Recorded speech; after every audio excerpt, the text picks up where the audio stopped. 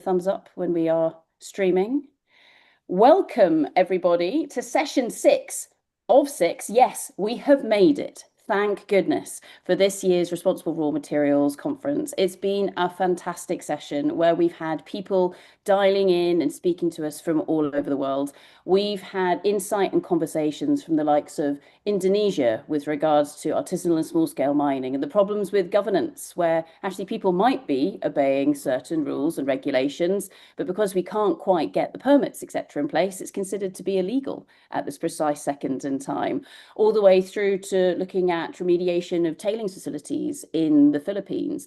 We've talked about different types of value or how different people perceive value all around the world, listening to academics, researchers, and practitioners from the likes of Australia all the way through to the US, and lots of people who have done work across the likes of Africa and Latin America.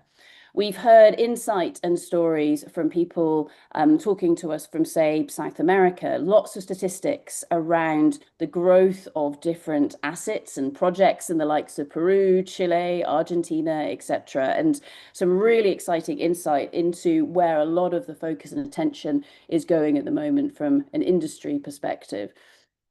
Some of the talks have been incredibly thought-provoking. So I'll point you back to one of the talks we did in our first session, all the way back on Tuesday afternoon, which Elena Miranda feels like it was about 10 years ago right now, doesn't it?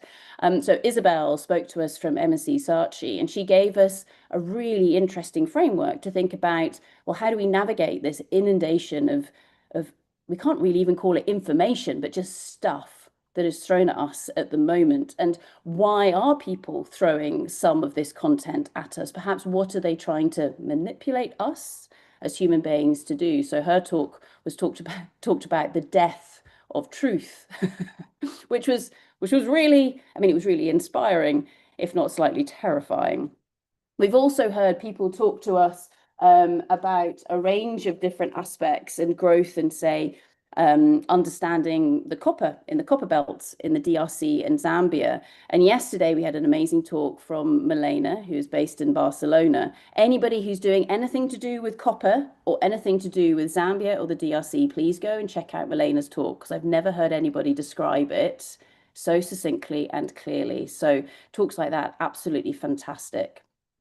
We've also heard from more of a political perspective, so the likes of Professor Julia Sutcliffe, who is the Chief Scientific Advisor in the UK to the government with regards to raw materials. And she provided really interesting insight as to the evolving debate, perhaps, and also decisions that are going on from a UK perspective. And then Christopher Van Doan from Chatham House, he gave an amazing talk where he tried to explain the difference in approaches from the likes of the UK, the US, but then also Zambia and Botswana. So how are different countries around the world approaching the likes of critical minerals? Yesterday, we heard from Fiona Clowder, who used to be the UK ambassador to Chile, and she gave us some really interesting insight as to, well, when you are working with different people, different countries, etc., around the world, how do you go about building those relationships, building that trust, that respect, so that you can actually build something really exciting together, rather than one party thinking they are better than the other and coming in imposing their thoughts and feelings on another organization or another country, for example. So lots of really exciting talks that we've had over the course of this week. Lots of different thoughts, feelings, ideas, perspectives. It's been absolutely fantastic. And this has been the 7th time that we've done this, which is quite remarkable. So yeah, back in the depths of 2020, that's when Dr. Rose Clark and myself, we set up Responsible Raw Materials. About this time in 2020, of course, most of us were in lockdown wherever we were around the world. Most of the world's conferences had been canned because, of course, we couldn't travel anywhere. And Rose and I thought, well, hang on a second. We do have the power of being able to speak to one another online. Let's put together this conference.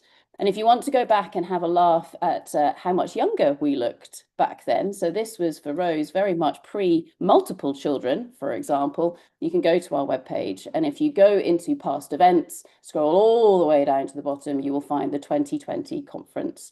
And you could go and check out, what did we talk about then? Now, something that's really exciting from the 2020 conference is that because, just like this year, we recorded everything. So you can click on any of the speakers' names and it will take you to the page where there's a little bit of an abstract or a biography from that particular speaker and also what it was that they talked about. So it's a really amazing archive or library of talks through the years. Now, we've done a slightly different topic every year. Back in 2020, we explored what do we mean by responsible raw materials, which was a great question because, of course, that means different things to different people. In 2021, we had all agreed that, yes, we need to be responsible. And so 2021 was about how do we actually enact this change? And so we called it the ESG toolbox. If you want to replace ESG with a different term, please feel free to do so. We are not wedded to these titles. But back in 2021, it was all about really practical and pragmatic steps that people can take to try and make sure that those changes, those improvements were actually put in place.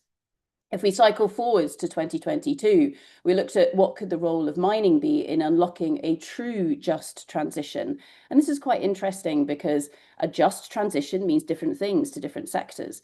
In the UK right now, there's a lot of talk about the oil and gas sector or the energy sector. And in the oil and gas sector, a lot of the conversation is about jobs. Whereas perhaps from a mining perspective, a just transition means something a bit broader than that, perhaps a bit broader in terms of what could the unlocking of natural resources in the ground mean for local communities or for a region? How do you use it to catalyse that positive societal development and environmental enhancement? What does that mean? So some really exciting talks from that year. 2023, and we looked at that word trust, which then became kind of overly popular in conferences. I don't know that there's been a conference I've been to since that hasn't had a session on trust. So we all recognize that this is something that needs to be enhanced, improved on. But what's really interesting is, of course, what trust means and how you make it a reality. We almost need slightly different frameworks in our minds depending on who we are. So how you describe it to an engineer is perhaps different to how you discuss it with a social scientist. So I think that's really interesting from something as important as the concept of trust. 2024 was all about how do we make decisions and choices. So we made a little board game. As you can see here, I think we had too much fun doing all of that. 2025 was all about collaboration and how do we work together, which takes us forwards into 2026. So this year. This year's title was, of course, inspired by what is going on in the world round about us, because I don't think that anybody can dispute the fact that things are changing and quite quickly at the moment. And so we thought we'd be intentionally provocative and call this year's conference Creating Certainty in a World of Change. And if there's been one theme that has come through from the talks this year, it is that people perhaps like to challenge the title, because are we actually trying to create certainty, or is it more about trying to manage uncertainty? Over to all of you to discuss. So there are lots of different ways to consider this. Finally, with regards to today's session, so if you are looking at the 2026 conference webpage, you scroll all the way down to the bottom, you will see all of the sessions that we've been lucky enough to work our way through over the course of this week, and it has been truly amazing. So we're now into session 6, and we've got an amazing lineup for you. We're going to finish the session off with the fantastic Dr. Matt Grimshaw. Matt has recently set up his own startup together with a number of partners in crime, Matt, that's how I'm going to refer to Sean here, called Worth Discovery, where he's bringing together all of the different uncertainties on the surface to be able to combine them with what's going on underneath the ground. So how do we use artificial intelligence, etc., to help us to understand that in a much more visual manner? We're going to hear from our very own Aileen, who you will have seen here all week. And by the way, this conference would not have happened with the amazing Aileen. So Aileen's going to put on a different hat, and she's going to take us through EDIG, which is an organization that she co-founded a number of years ago, and really looking at how do we look at the same data, but why do people make different decisions with regards to that? We're going to hear from Professor Mukesh from the University of Cambridge, who also has been putting together massive data sets around the world through which we can understand material flows and what are different parts of the world doing with regards to those. We're going to hear from Maduri, who's speaking to us from Nigeria, who is one of those people who's there on the ground actually doing stuff. So unlike the rest of us who just sit here and wave our arms around, Maduri is actually doing it. So thank you very much for bringing an element of realism into today's conversation. We'll be joined from South Africa by Scott, who's going to be talking about the pricing of these different commodities and these raw materials.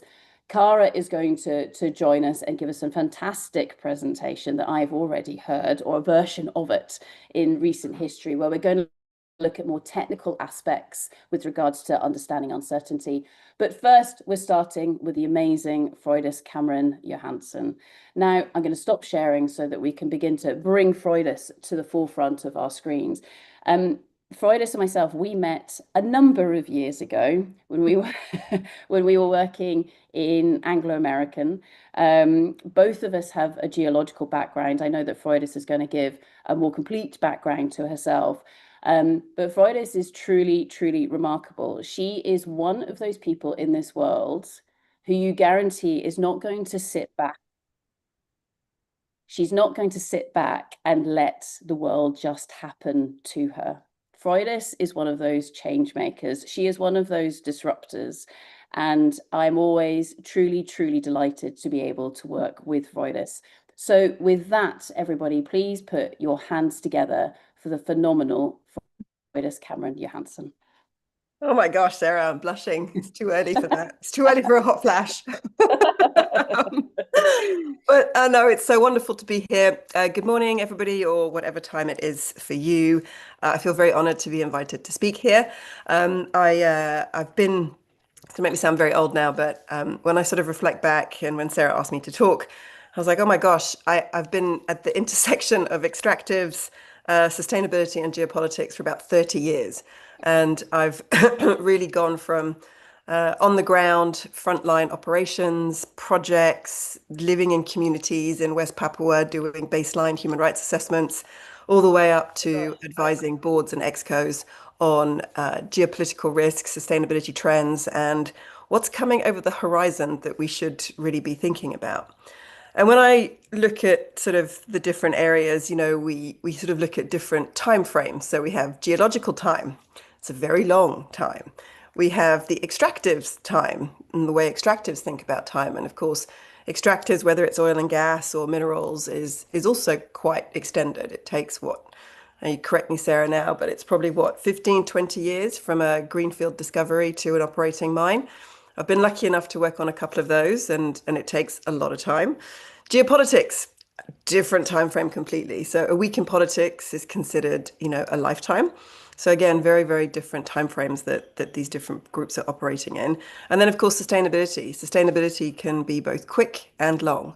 So again, we need to be thinking about the impacts of today and what that's going to mean for tomorrow. And are we actually making decisions today that we can't undo?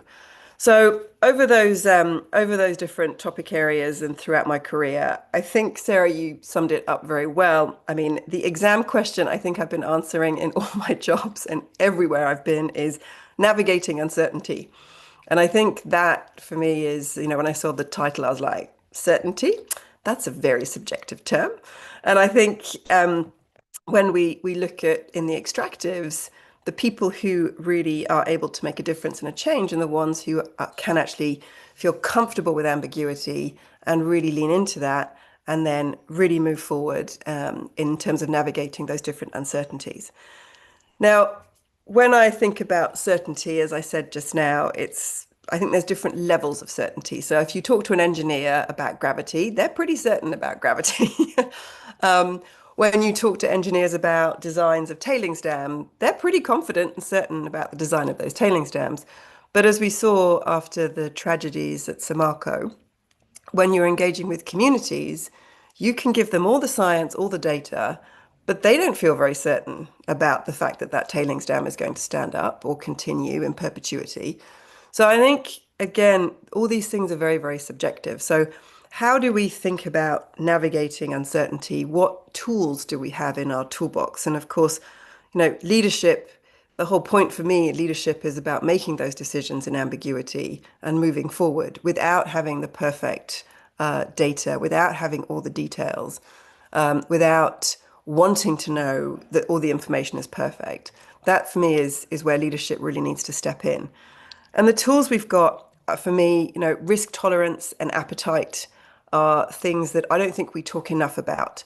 And when we do talk about them, sometimes I feel that we talk about them in very empirical ways, and it's all around numbers and probabilities. And sometimes it's a gut feel.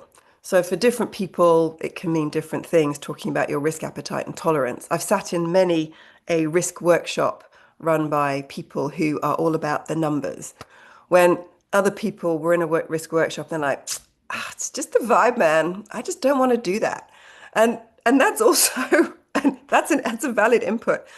And I learnt mainly from Sarah, actually, in all the years of working with her, that risk and going through these risk processes is actually a social process.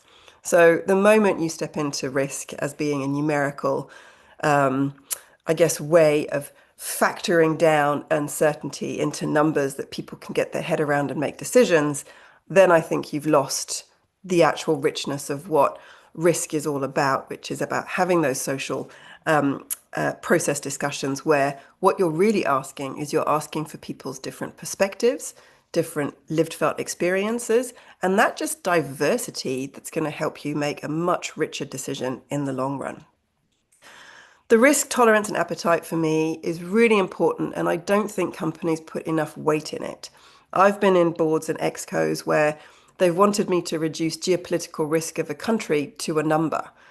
And I'm like, well, no country's ever going to be a 10, hardly a 9 in this day and age. And, you can't actually put a number on a country. If I think about the DRC, where I've worked doing exploration projects, the DRC is a huge country. And Katanga is very, very different to Kivu. So how you could possibly assign one numerical value based for the whole country without looking at those opportunities, I find really limiting. And I think it's very, very short-sighted. But the value of having those really honest, rich tolerance and appetite conversations is what is going to give companies the agility and the advantage. Because what you want to be doing is having those honest discussions up front. So you're almost laying out your guardrails so that every decision that you then make can be filtered through. Now, nothing is ever fixed. I have 2 children, and when I was in the midst of when they were very young, I was at my wit's end because neither of them slept. And my mother wisely said, nothing lasts forever, Freudis. Things change. And I guess that mantra is so true, that the only thing that is constant is change. And so even if you look at your risk appetite and tolerance, you need to be very mindful that this is actually a snapshot in time. And you need to be revisiting it with new information, with new experiences, and you need to keep this as dynamic as the context in which you're operating is. And so the final thing I wanted to talk about, just to flag today, is about context. So context is unbelievably dynamic, no matter where you are. Nothing is fixed. As much as people want it to stay the same, it never really does. And I've been watching with a sort of a little bit of bemusement all the things that are happening at the moment in the Gulf, and people are like, oh my gosh, it's all changed, it's all changed. I'm like, really? I mean, this is a region that has had volatility in it for a long time. And, why people didn't actually start thinking about the constraints and the dependency on certain geographical features like the Straits of Hormuz, that is what I find fascinating, that people haven't gone through, again, to the risk piece. Where are our biggest risks? Where are our dependencies? How are these local contexts interacting with each other?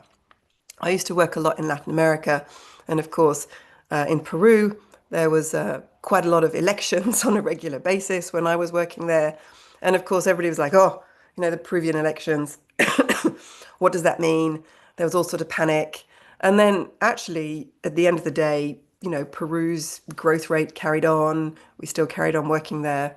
So I think it's really about really understanding those local contexts, how they play out, and then how they interact more broadly in the global context. So all politics is super local, but then local politics can then really get amplified into macro. And we see that currently now. We saw it in COVID with supply chain dependencies where people hadn't really thought that through. And so I think as part of your risk process, the other key component is to really, really understand your context. And the only way to do that is to really work with people who understand those local contexts, who have been out in the field, who have worked in those local governments, and who really have what we call that sort of fingertip feeling about what's going on. And as you said, Sarah, we're in a world where there's just so much massive information. And unfortunately for leadership, your ability to navigate through ambiguity has just gotten harder with the sort of tsunami of information that you need to filter through. But the only way you can really do that is to work with that diversity of people who have lived, worked, think differently, and for you to really be able to distill that information to make those decisions there as well. So I think to sum up, everything's changing. It always will. The only way to do it is to actually have some honest conversations about your risk appetite and where you want to be. And the only way you can have those honest conversations is by bringing in that ability to understand the local context, which is only possible by bringing in that diversity of viewpoints from everybody, from the local communities, local politicians, local businesses, national governments, thinking more broadly about people who understand those areas and really bringing that big picture together. So with that, I'll leave it there. Uncertainty is here to stay, but you can navigate through it. Amazing. That was truly brilliant. Thank you very, very, very much, Freudis. Round of applause from all of us. Now, we do have a number of questions that are coming in. The first one is, in terms of setting that risk appetite, tolerance, all those guardrails where we say, okay, this is what we're aiming at, here's the wiggle room, and if we go outside of that, then okay, we have a problem. In your experience, how do you create the environment in which a leadership team or a decision-making team can be honest enough to set those, those lines in the sand? So I hesitate to say it's about psychological safety and trust. But that's how you really create those honest conversations. And it's about the leadership having the humility to step into the space of, I don't know everything, and actually really deferring. I mean, leadership is not about having all the answers. It's about being able to know who to ask to help you make those really informed decisions. And so I think for me, it's about that humility within leadership teams to ask the dumb questions, and then actually really try to ask people their opinions and be curious, be curious about people's perspectives. I remember having so many discussions about these different country risks that I was putting up to boards and excos. And, there would be what certain exco member that would be, no, we're not going into country X. And I'm like, what? This is really a visceral reaction.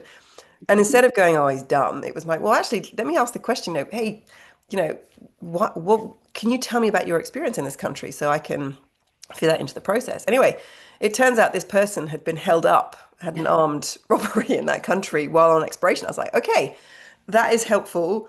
Now I understand what your fears are. Let's actually work through and see if those fears are still grounded today because that context has changed. And then it's really appreciating that dynamism of the context as well. So I always say to boards and excos when they're looking about going into certain countries with the country risk and the sustainability profile, I was like, look, the rocks don't move. They haven't moved for a long time, but governments and regimes change. So that's why you need to be having these honest conversations that previous prejudices need to almost be sort of left. They need to be an input, but you also need to be open to what the new context and new opinions are telling you as well. So in short, it's about creating that sense of honesty amongst the team and that curiosity to really go outside the initial 5 people that you would talk to. And is that something, Freudis, where, as people are promoted up through an organization, what I find sometimes is instead of people then kind of going up into the whole, no, now I'm a leader, it's my job to ask those questions, to be curious. Sometimes when people are promoted, they kind of, they're still that subject matter expert. So they feel, no, I should know everything about it. And almost that liberation where it's like, no, that's no longer your job.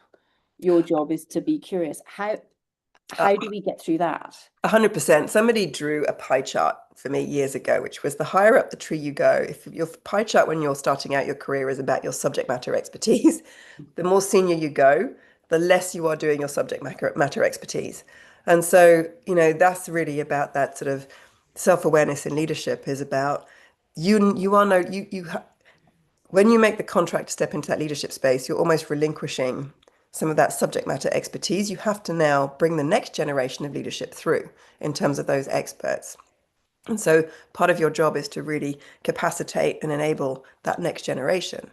And then your job with all of your experience is to actually ask the questions.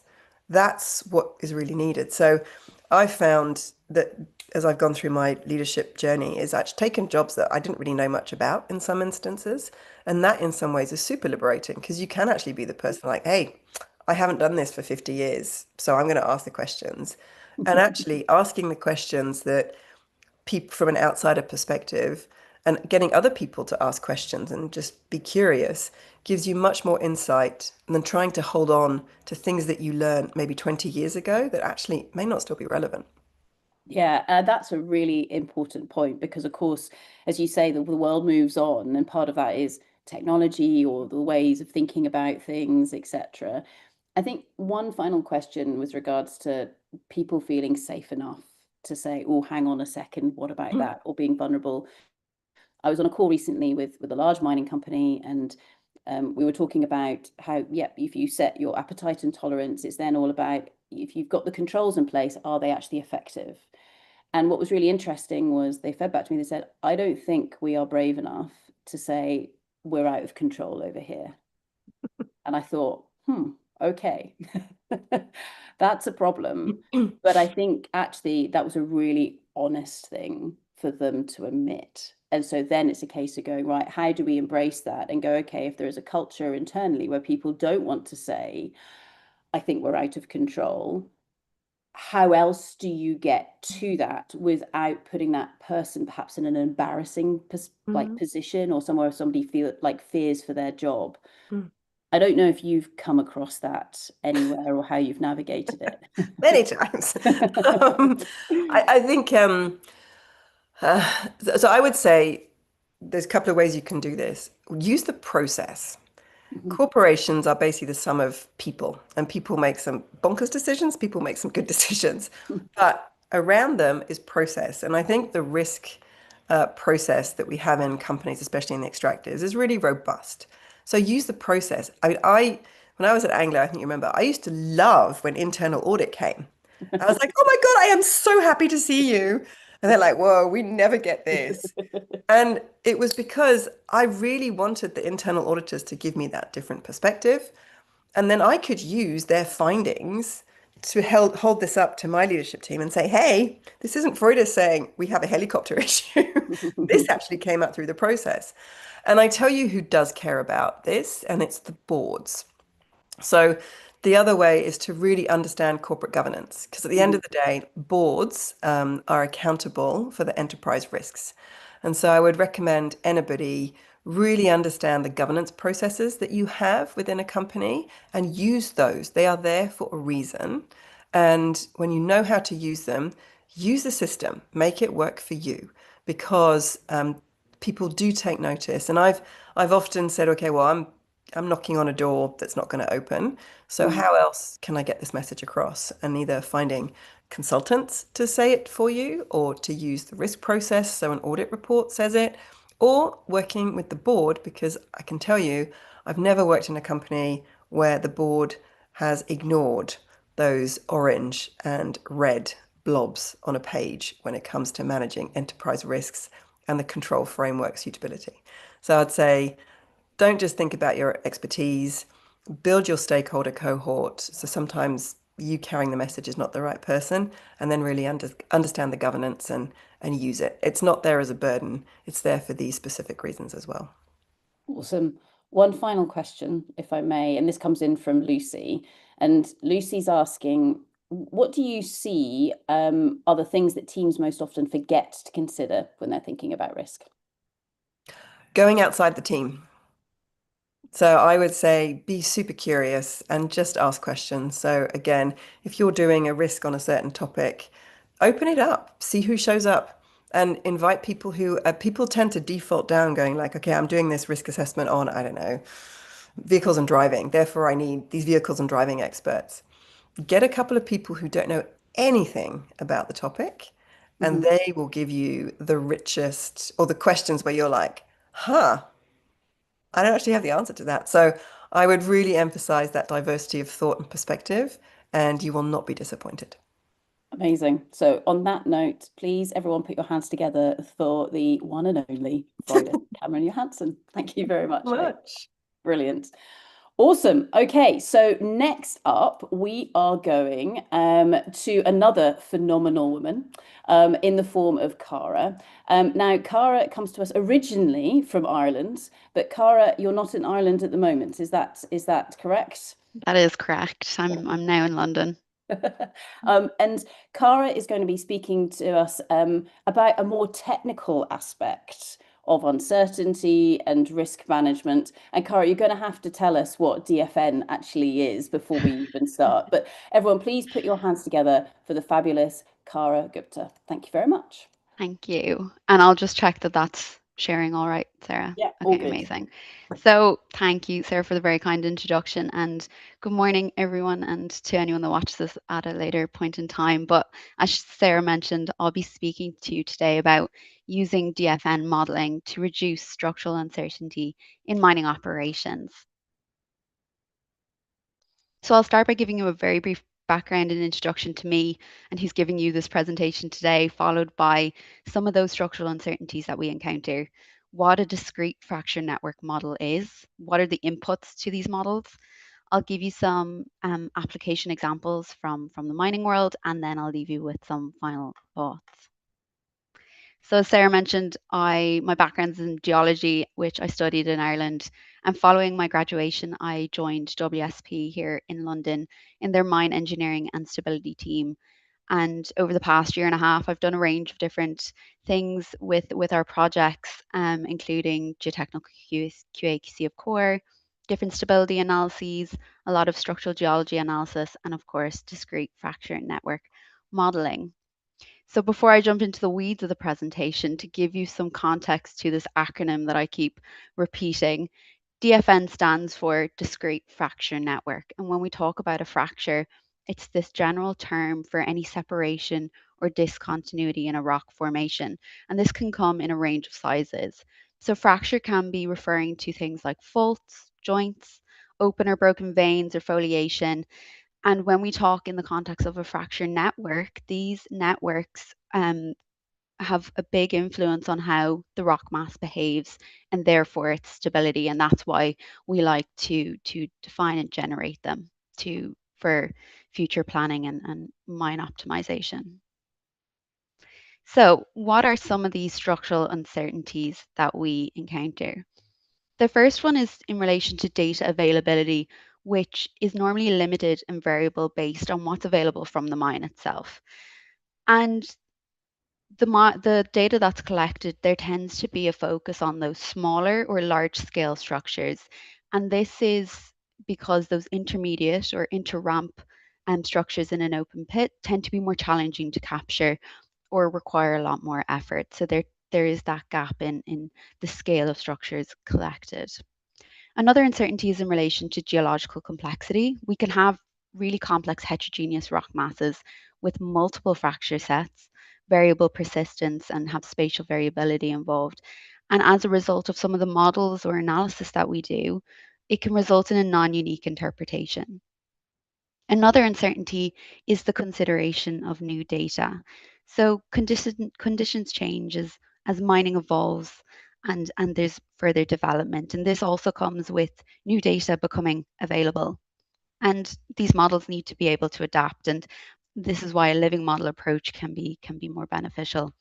As one of the presenters started their talk with yesterday, we make decisions under uncertainty. And this is not a complete list. This is only a few uncertainties in relation to structural data that we come across. And today I'm hoping to show you how a DFN model can reduce these uncertainties in order to allow us greater reliability in our predictions and decision making.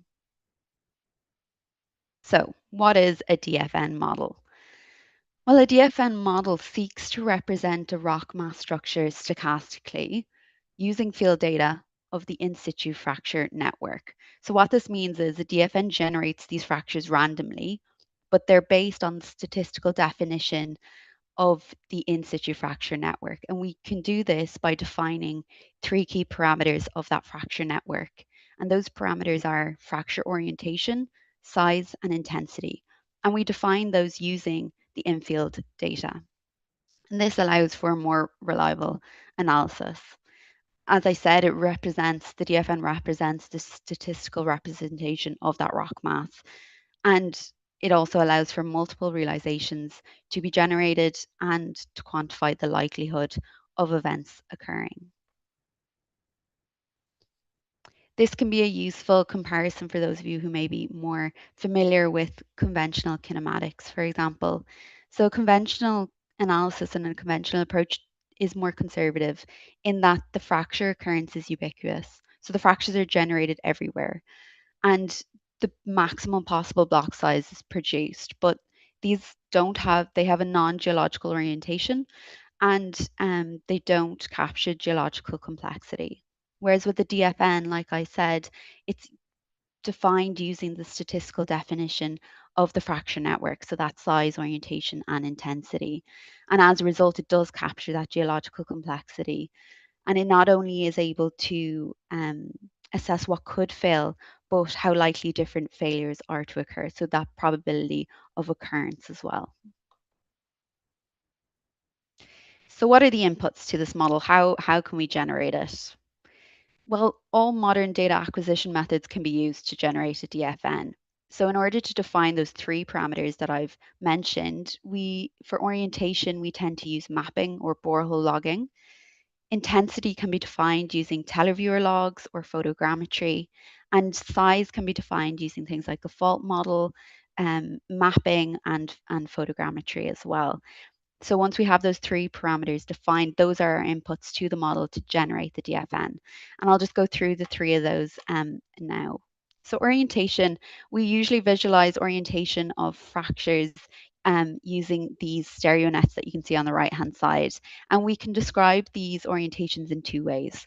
The first is using a Fisher distribution, which is great when you have a very clear set or clear trend. We then can define a Fisher value, which measures how closely those poles are to that mean of the set. Bootstrapping, on the other hand, is great when you don't have a clear trend or a clear set. It's great for sparse data and it takes into account the poles equally. So once you've described or defined your orientation, that's the input into the DFN. Moving on to fracture size. We don't actually measure fracture size. We measure the trace length of fractures. And this is just as a result of how we collect the data. So for example, in underground mapping, we're constrained to the drift wall, for example, and therefore the trace lengths of structures tend to be less than 10 meters, for example, but highly abundant, as you can see in that picture in the top of the site photogrammetry. And if you plot those, they tend to be a normal log trend. However, if you consider the trace lengths in relation to their count in area and you normalize them, you will see them aligned to this power law trend. And this is why we use a power law interpretation. So this power law trend is the red line there, and it allows us to describe or visualize trace lengths at different scales. So that underground mapping, like I said, up until pit wall scale major structures, which are thousands of meters in trace length, but not as abundant.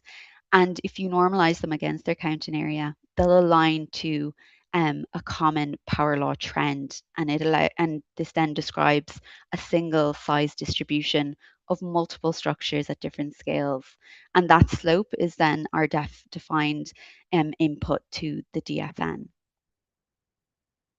Moving on to intensity, we use the PIJ system, which looks at the dimension of samples against the dimension of measurement. And the most commonly used intensity is P32, which is the area of fractures per unit volume.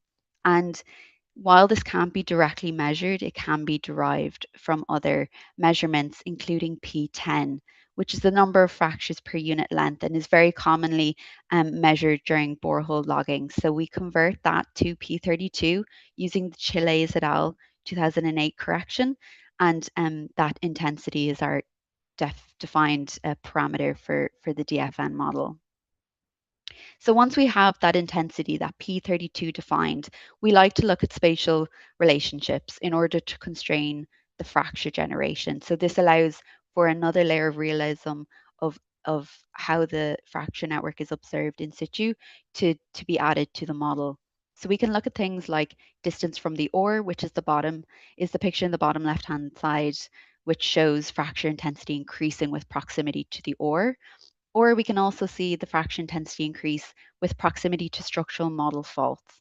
And we can also look at things like elevation. So these spatial correlations and these spatial relationships also allow for inference of observed trends to areas with no data control or where data hasn't been collected. So finally, some application examples. For this, it was an underground mine which was experiencing some surface subsidence. The mine was built along this east-west trending fault, which was hosting the ore. So as the ore was being extracted underground, the surface was subsiding at the top. So with the progression of the subsidence, as mining was going to continue, there was a requirement for more accurate prediction of the subsidence. So we defined a DFN, we defined that in situ fracture network of the hanging wall using size, orientation, and intensity from field data. And as a result, this is the DFN at the bottom. This is now an input to any future numerical subsidence simulations and will hold a better description of the hanging wall and those discrete fractures controlling or influencing that subsidence. The second example is in relation to geological complexity. So we have two lithologies here, limestone and a dike, and some faults running through them. And as a result of the structurally and geologically complex part of the site, there was a wedge instability, which you can see in the photograph. Conventional kinematics would have to model these two lithologies separately, whereas a DFN can consider them simultaneously and evaluate how they interact with one another. Furthermore, if you use a DFN 3D probability of failure approach, it was shown to reproduce that failing block, as you'll see in the photo in the bottom here, which is very similar to the instability zone. So this reproduction of the unstable zone provides confidence that the fracture network and the strength inputs are appropriate and that it can be used for any predictive modeling, which is the ultimate goal. So some final thoughts for you all. Modern data acquisition methods like Televiewer, like mapping, like photogrammetry give us the data that we need to generate a DFN. DFN modeling gives structures realistic properties at multiple scales, and with realism comes greater reliability in predictions. DFN modeling allows simultaneous evaluation of multiple rock masses, and this provides more accurate stability analyses. And finally, DFN models are living models which can be updated throughout the mine life with evolving mine planning, with the ultimate goal to reduce structural uncertainty to allow greater reliability in our predictions and decision making in mine optimization. So thank you very much, and thank you to my colleagues at WSP, Kira and Steve, for their contributions to the presentation. Brilliant. Thank you so much, Cara. As always, an absolutely phenomenal talk. Round of applause to yourself. You. So I think something that's really interesting. So we started off today with Freudis, who's talking about the decision making and risk is a social process. But then what you've just shown us here is when you then go into that very technical world where we really can embrace laws of physics, etc. We can put numbers on these things, but they're still numbers that come with a range of certainty or confidence. When you're trying to explain to somebody who is not an expert in geotech, etc., what are some tricks that you use to explain to them just how certain you are about how a rock might fracture? Yeah, it's a really difficult one. Like you could go to the very start of just the data alone, and you're going to have uncertainties in relation to maybe how that was collected, or during QA QC processes when we do quality assurance, quality control, it could turn out that, you know, the logger didn't interpret things as someone else would. There's always subjectivity in geology, and I'm sure we could all have a conversation about that in itself. Um, I suppose with something like this, we are very clear in how we are interpreting it to use in the DFN. So considering those uncertainties from the data alone into how we then define orientation, size, and intensity, we take those things and we state them very clearly to whether it's the client or the mine site. Um, and that's why having various forms of data collection is really, really useful for things like if we're looking at orientation, something that sets or an orientation that we see at the surface could be very different to what we're seeing in underground mapping, for example. And how we consider that is a conversation from my experience with the client. What are they seeing on site? Is this realistic? Is this as observed? Um, and then we can generate the model as we see fit going forward. Maybe put in all the orientation sets that we see, maybe try it with two or one, and it creates more reliability in those future models of that fracture network. And with this, Cara, have you ever been surprised in terms of, you've done all the modeling and then somebody actually digs a hole in the ground and you go, oh, that wasn't what we were expecting? Or what does that kind of feedback loop look like? I can't say I've had the full project life cycle of doing the DFN and then them going away and actually seeing it, but yeah, it would be great to have that direct comparison of the DFN versus in real. But that's why we do calibration. So we have unstable zones, or we have those spatial correlations. So we look to calibrate the DFN with those things in order to have confidence that what we've generated is accurate to what is there in real life, and then can be used for anything further. So one final question, and this goes back to one of your first slides where you showed lots of great pictures of you out in the field, high vis, etc. What got you interested in this space? So why did you end up in this job? Oh, so geologist by background, but yeah, I have to say I kind of fell into the mining world, which was the best thing that happened. In terms of structural geology has always been very close to my heart, in terms of I like the practical approach to it. Um, Modeling is very new to me, and how we can apply things that are numbers into something that's a bit more theoretical or generated and is not real. I can't hold the core. I can't see it for real. Um, and this in WSP we have some people that are experts in the DFN field, and I've just been very lucky to be able to work with them and under them to learn how to do this aspect of it. But yeah, I think as a geologist working with other geologists and other engineers and various different disciplines, I think that's the beauty of mining, that we have so many different perspectives um, to allow us to do something much bigger than my DFN model. It feeds into such a much bigger picture. Yeah, and I love it as well. I mean, like the kind of the scope of diversity there. I mean, we've just described like different types of people that have geo on the front of their Yeah. discipline, let alone, going back to what Freudis was describing, where you've got like the entire diversity of the global population. It's really Yeah. interesting, isn't it, when people think, oh, well, I'm in a multidisciplinary team and I've got a geophysicist and a geotechnical expert and a geochemist. I think everybody else looks at that and goes, that is not diverse. Yet we might think, but it is. Oh, like I wouldn't claim to be able to do anything that my colleagues in geochemistry do at all. So We are. It's incredible. Brilliant. So with that, a massive round of applause. Thank you so, so much, Cara. As always, brilliant. Thank you very so much. much. Brilliant. Okay, so next up, we are welcoming, we're changing gear yet again because that is how we roll. So next up, we're welcoming the fantastic Scott Yarham to the stage. Now, Scott, I don't know if you have any slides you want to share, because now is a good time to click those buttons, or if you're just speaking to us, that's absolutely fantastic. I met Scott properly earlier on this year at a phenomenal conference that takes place in Cape Town in February, which is a dreadful place to be at that time of year. I mean, to be honest, you're struggling to find somewhere more beautiful, I guess, than Cape Town in February. It's a pretty nice place to be. Scott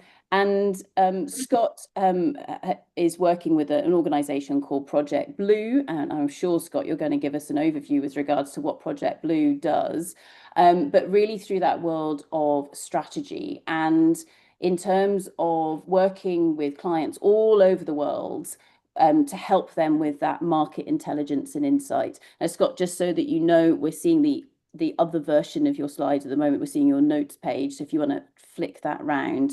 Yeah, give me a second. Yeah, that's quite all right. Now, Scott hasn't just worked with Project Blue. I'm going to say you were poached by Project Blue. I'm not sure that that's entirely true, but you were there we go. You were poached by Project Blue. But the nice thing there is that Scott gets to live and work in and around the Stellenbosch region, which is also incredibly lovely. It's just outside Cape Town. So with that, everybody, please put your hands together for the fantastic Scott Yarham. Scott, over to yourself. Thanks very much, Sarah. Can you see my slides okay now? Yes, we can. Yeah, perfect. Excellent. Good morning, everyone. Thank you very much for having me and for the invitation to speak this morning. As Sarah says, so I've been with Project Blue now for 6 months. I joined as their head of strategy towards the end of last year. My background is in market intelligence and pricing. Before joining Project Blue, I was actually at a battery startup, which I think is quite relevant actually to the discussion probably here today. Talking a little bit about my experience there. In terms of being a startup in a very exciting space, however, wrought with, let's say, skeletons of those who have come before us and probably those that are going to come after us, unfortunately, as it is a very competitive and very high cost pressured arena. What I want to do today, I don't have many slides to share. I wanted to keep it brief as I know we have only 20 minutes, but I just wanted to set the scene, if you want, with just a couple of slides, just to give a little bit of a background to what I wanted to really focus on today. But as Sarah said, Project Blue, we're an international company. We're headquartered in London with offices in South Africa, China, US, and Australia. And we are a critical material intelligence provider through forecasting and analysis across most of your key critical materials with costs, consulting, and pricing. I'll just move on quickly to my next slide. So this is us, and this is our breadth of coverage. I won't spend too much on Project Blue. If there's ever an interest, please just reach out to me. I really want to get straight into it. I wanted to talk in terms of the dominance of supply and sort of the China's in terms of the concentration. And this is just a real map in terms of the percentage of the global market in 2025, in terms of mined, refined, and then demand. And what you'll see is there's a stark, overwhelming presence here of China really dominating most of these critical raw materials that we hear about and talk about and read about in the newspapers on a very regular basis. And not only just on the mine supply, but really in terms of the refined supply. And there's some extremes in this, right? So if you look at gallium, gallium is pretty much 99% refined by China, right? That's a huge domination in terms of a very critical material that's needed in your semiconductor materials, your aerospace and defense, and many other applications that are really core to today's technology and world in terms of progression and also society. But there are others, right, that we're very well averse to. In terms of lithium, China might not have the dominance in terms of mining, but they definitely have the dominance in terms of refined. What does that mean? That means that really the world outside of China is beholden and has an exposure to a single source. And how do we move away from that? And that's what we've been seeing really pretty much by governments making their critical material lists, by investments by the US government, by the European Union, Australia, and other countries subsequently. And how does that actually work? Well, obviously trying to get projects that are non-Chinese off the ground, and not always non-Chinese, I should say, right? That's not necessarily the issue. It's just making sure that there is less exposure to a single source of your material. I certainly found this when I was head of supply chain in my previous role, working for a US government where we had very strict laws to work under, that we couldn't be sourcing Chinese origin supply. Well, when you're trying to source things like nickel and cobalt, that leaves you very, very limited. And what that means is that your cost pressures go immediately up because there's pretty much only a couple of names in town. What does that mean also in terms of if there are ever any geopolitical shocks, which we have seen in several of these markets? And I've picked out a few here. So I've looked at things such as germanium, yttrium, antimony, and tungsten. And if you look on the left-hand charts, you'll see the supply shocks that have happened as soon as there's an export control, an export ban, which we've been seeing over the last sort of several quarters. Prices spike. Reason being is obviously availability absolutely tightens, and that leaves you very limited material to actually get your hands on. The most extreme was definitely yttrium. Yttrium is a critical rare earth that's used in multiple applications in the West, and you can see it nearly had a over 2,000% price rise. It was almost worse than cryptocurrency. When you actually look at the other markets within the domestic China price, they did increase, but nowhere even near close to the same sort of standard. And that just shows as soon as Western buyers, if you want, Western consumers, we're absolutely hamstrung in terms of if this does happen, we have no other options. And if not, on the right-hand side, it just shows you in terms of the critical material position and what happened as the export controls were in place. Now, there has been investments, right? There has been across the battery sector, across the EV sector, across the aerospace and defense, solar and wind, semiconductor sector, of trying to grow regional supply chains, trying to expose other options, really. And this has been talked about for years. But unfortunately, there's been very little action. If you think about a mine, more people on this call will understand it better than I do. But if you think about it, takes 10 to 15 years to bring a mine online. And that doesn't even mean that mine is going to be successful. Many of the investments that we see in the mining space actually never, ever come to fruition. So that's problematic. The biggest issue I wanted to talk about today is cost pressure. Cost is a big consideration, of course, when investing in non-Chinese supply in terms of Western production. The issue you have is there is a natural delta in terms of the cost of production of producing a material within China or even South Korea or Japan than there is in Europe and the US. What that means is that your consumers, so your OEMs, no matter what sector they're in, have got a lot of cost. Well, they are cost conscious, obviously. So they are going to naturally flow towards the cheaper option if they are able to, because that is exactly what their mandate is as procurement teams. The issue you have is that natural delta in terms of that cost of production means that many of these mines are not getting anywhere close to their cost of production price, let alone the incentive price. And I think that's really important to understand the two differences. There's a cost of production, but then there's an incentive price. The incentive price means we're above the cost of production and we hit a level where we can actually reinvest, we can expand, and we can bring more trains on, whatever production or whatever material that you're bringing on. And you can actually really be a genuine supply unit for that market. And that is the issue that we're seeing today. One thing also I wanted to talk about is that I'm going to stop sharing my slides. I just wanted to use these to set the scene. So just give me a second here. Have I stopped sharing? Yep, you stopped sharing. Perfect, brilliant. My experience as was working as a startup, talking to my life before Project Blue. Again, a really exciting technology, US-based, US supply chains for most of the parts. Anything else that we needed to bring in, we obviously had to bring in that was non-Chinese. The issue is that our cost of product was naturally higher, right? For any PCAM or CAM that was available from Asian markets. The issue that we had is that you are not competitive enough and we are not willing to pay a premium for your product. It wasn't a premium. And I think that is the biggest, I'd say, vernacular that's problematic today. There are natural deltas in the market. It's not about premium or trying to charge more. It's actually, this is the cost of production that we actually have, and this is the incentive price that we need to hit for us to be viable and for us to actually expand and reinvest and actually grow our business. There was nothing that was instructing OEMs to actually ensure that this material was taken on. So as much as we talk about regionalization, as much as we talk about securing supply chains and growing domestic supply chains, there is a disconnect. There's a big disconnect in terms of how much people are willing to actually pay for this to make this actually happen and take that to their bottom line, and how much are they actually willing to work with startups. And again, I really want to stress this. Majority of the markets that you're going to see having these new projects come on are not coming from the incumbents, right? They are investing, but they're mostly going through mergers and acquisitions. we're actually seeing very little in terms of new projects. Right, so to get new projects on, it's usually a startup business that is, Series C or Series D funded, so quite well funded, but that money runs out very, very fast. And we need to have people signing on and having offtake agreements. And they need to be at a point where they can actually agree to the price that we are willing to give, right? So that's where the big issue that we came. And I found this quite irking at times, because we're doing everything right? And I went through the whole, and I think what's relevant to this topic today, actually, in this event, is I was also looking after our responsible sourcing and our due diligence and our ESG practices.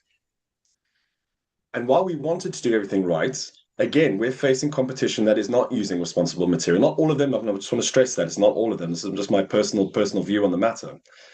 But they were using products that were far less cost intensive than that we were, because we were sponsoring sourceable materials. But with that comes a price, right? And we're using that in our supply chain. Naturally, our end product is going to be more expensive. It's not that we're making any money, actually. If anything, we're incurring costs. But again, it's hurting the competitiveness. And another thing I just wanted to highlight as well is a lot of these startup companies, they have very little experience in responsible sourcing, in ESG practices, and what it actually means to actually have a proper due diligence or management system. I had to go through all of this. As a startup, you wear many, many hats. I was wearing a supply chain hat, I was wearing a commercial hat, and I was wearing the responsible sourcing hat. Many would argue I was probably marking my own homework. But at the end of the day, it was important. Obviously, the OEMs that we were speaking to said you need to have these practices, and that's great. We adhered to it.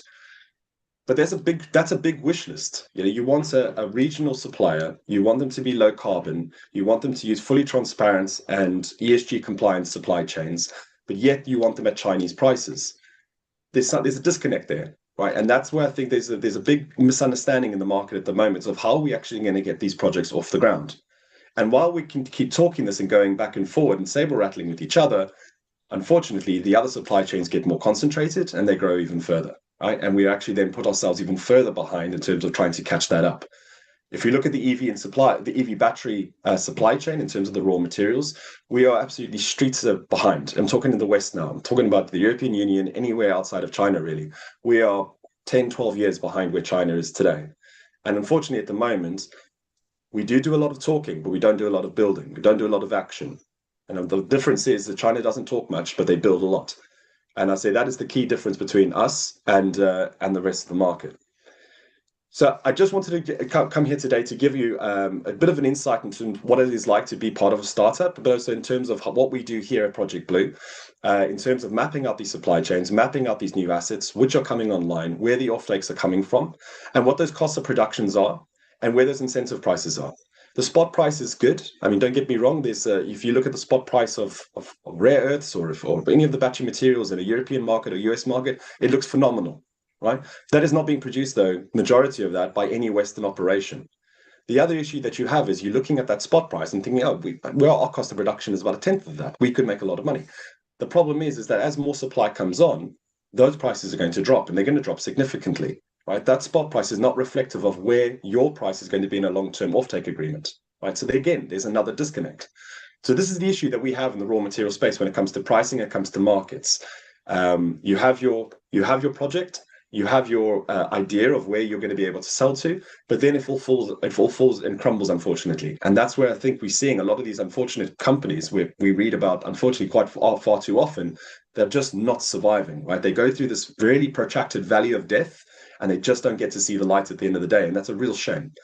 But I will pause there, Sarah. So I just wanted, as I say, set the scene and hand over to you if there's any questions of anything there that I've highlighted.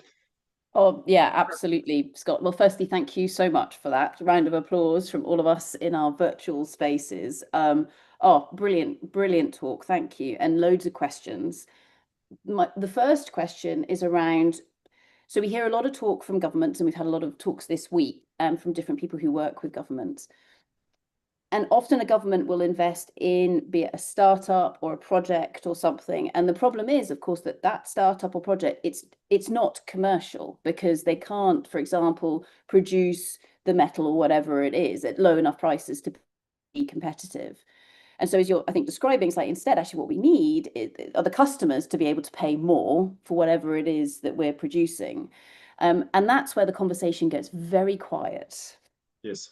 Because everybody just shuts up. is there a solution there?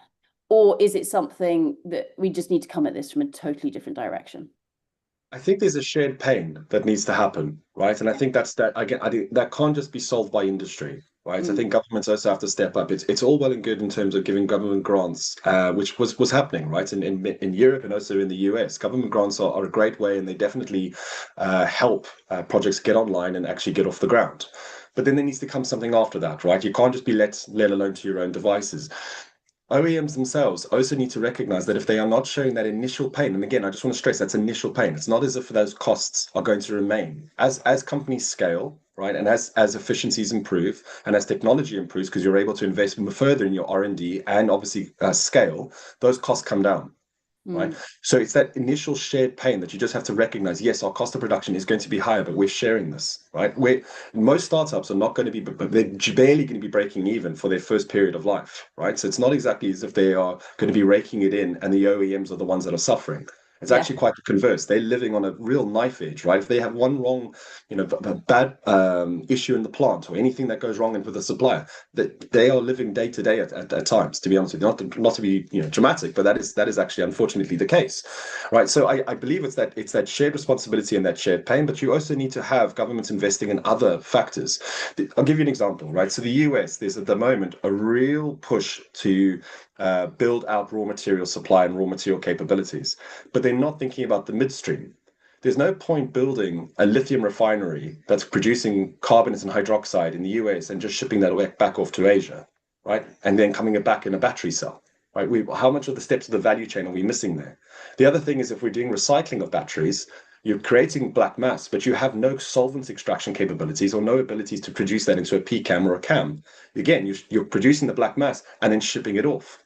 You're missing steps within that value chain. So I think that as an industry, we need to come together and understand exactly, okay, where are the key bottlenecks and how do we actually address those? And how do we share that pain, as I say, for a period of time until it's sustainable? And just in terms of, so you mentioned, so as an industry, we need to come together. Who's going to coordinate that? Whose job is it to pull everybody together, or is it something that's just going to happen? Good question. I think it has to be between the OEMs and the raw materials themselves. Government have to step in as well. You have got associations that are working incredibly tough circumstances in terms of getting this message out there. There has to be action. At the end of the day, as I say, we've done a lot of talking and not a lot of action. And again, some markets are better than others. I'm talking very, very generally here. So some markets are a little bit more ahead than others, but some markets we've seen little to no action at all. There has to be some form of governmental representation into this. I mean, that if you think of Europe, the European Union is slow, but it does move. And when it does move, it does get it done. But again, trying to grease the wheels of that and trying to actually get it rolling is probably your biggest hurdle. OEMs also need to be in the room, right? They need to understand, really be speaking to their suppliers, really understanding their pain points. Again, on the responsible sourcing side, a lot of the OEMs we spoke to, and again, somewhat, I'm talking very broad brushes here. Some OEMs they'll come to you and they'll say, we need you to have X, Y, and Z responsible sourcing initiative, this framework, etc. And you think about it and you're like, oh, I don't know if we could actually do this. And I don't know how we would do this. Work with your suppliers, right? Work with your suppliers. Understand, that they are coming from this probably more, and again, from my experience, coming from a completely blind and actually not, and it's a completely, it is a minefield when you're coming to this completely fresh of what do we want, what do we have to do? It's not that we're doing the wrong thing and we have to correct. It's the fact that we want to prove that what we're doing is correct and we don't know how to do that correctly. Right. So therefore, you go through that whole field, and there's no one really there to actually guide you and help you. I'm really, I'd say, honored to see that there's a lot of consultancies now that are really excellent and really they understand where your position is and they understand the pain points that you have and are able to help you, and they've been fantastic. And there's also other companies within that space that are willing to share their knowledge and their experience. And I went through that experience. So that was a really good example of how industry can come together, where technically we are competitors, but we understand that, look, we both need to actually survive for this industry to actually take off, right? And they're willing to collaborate. So I think more collaboration, like I went through, was a fantastic example of how we can actually do this in a real sense. One final question for you, Scott, and that's around, in terms of collaboration, so building on what you were just saying, and also as well kind of shifts in sectors, industries, markets, and what have you. Often we see big shifts when there are times of stress, and we're in that right now. I mean, my phone keeps ringing with organizations going, oh my goodness me, where are we going to get the helium, the sulfur, the whatever from, because it is stuck in a certain part of the world at the moment. And I think that's the case there. And we're all looking at the news right now. So of course it is Friday, the 1st of May. And currently we have a great big question mark over the Straits of Hormuz in terms of how long that might be shut for. And I think there are two things that are coming through. Firstly, what on earth do we do right now? Because this is beginning to have massive impacts across the world for the next few years. But then also as well, people saying we have to diversify our supply chains going forward. We cannot rely on that particular part of the world anymore. And we've seen this happen time and time again. With regards to that at the moment, are you seeing any big shifts in the minerals and metals commodities that are kind of trickling on from the Straits of Hormuz at the moment? Or what are you seeing in those data sets? And I think as well, then anticipating the future where people are going, okay, we do need to diversify. Are we seeing active change now, or are people still there going, oh, it's okay, we'll get our yttrium somehow? Yeah. I'll answer that question in two ways. The first way, yes, the practical sense, yes, we're really seeing impacts in the markets, particularly with the Strait of Hormuz. The biggest one I would say is obviously shipping costs and ocean freight costs and everything that's going up in terms of diesel and petrol. Right, we're going to potentially start seeing shortages in some key areas where trucking costs is going to go through the roof. Again, who's going to swallow those costs? Is it going to be the consumer, or is it going to have to be borne by the producer? So there is a lot of cost pressure that's happening right now across the commodity world. As you mentioned on the sulfur side, I don't think that's even been realized yet in terms of how much that's going to affect refining, right? And actually, is going to be a drop in supply in some of these key critical materials. So the longer this lasts, the inflationary pressure that this is going to have on markets is going to be significant. So undoubtedly, we will have to see something's going to have to give in terms of where commodity prices are, and then really that's pretty much across the board. In terms of what you're talking about in terms of a crisis points and the need for diversification, this is a new example in terms of what's happening today, but there's been countless other crisis points in the past, and there undoubtedly will be further crisis points in the future. It's at that crisis point that people say that. They say, well, we need to diversify. How did we get ourselves in a position where we are reliant on one source or one bottleneck? Unfortunately, what happens is the crisis subsides and people have very short memories. So people can be very myopic when these things happen.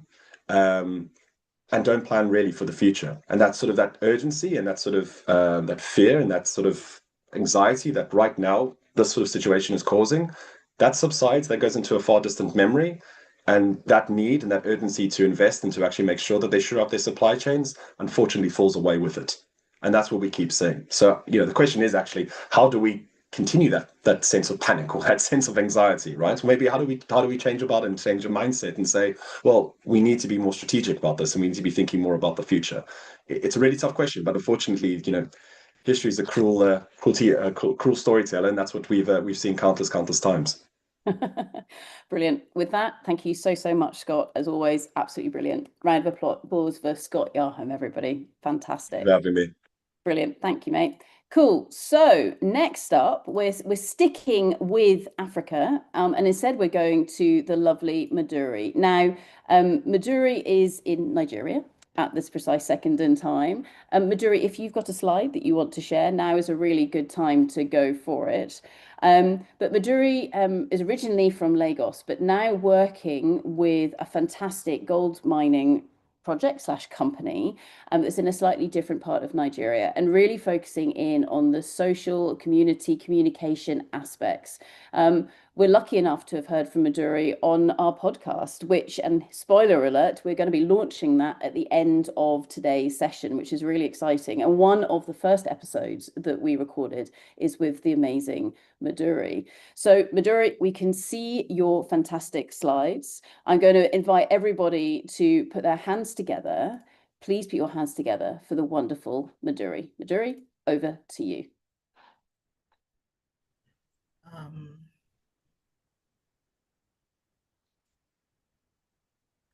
Thanks, Sarah. And good morning to everybody wherever you are. And today we're going to be looking at trust as infrastructure. basically the missing link in creating in the extractives. And you'll be asking why trust as an infrastructure. Now, if you look at it globally, the main reason for most projects shutting down when it comes to community-related issues is usually trust. When you look at the basis, look at the background of what the problem is, you look at it, is lack of trust, and you see that most times there's lack of free, prior, and informed consent, and communities. Sorry, my screen. Communities start protesting due to land use, especially indigenous groups. There's the water and environment concerns, you have the unfulfilled promises, and you have the illegal mining crackdowns. So the question you're going to be asking is,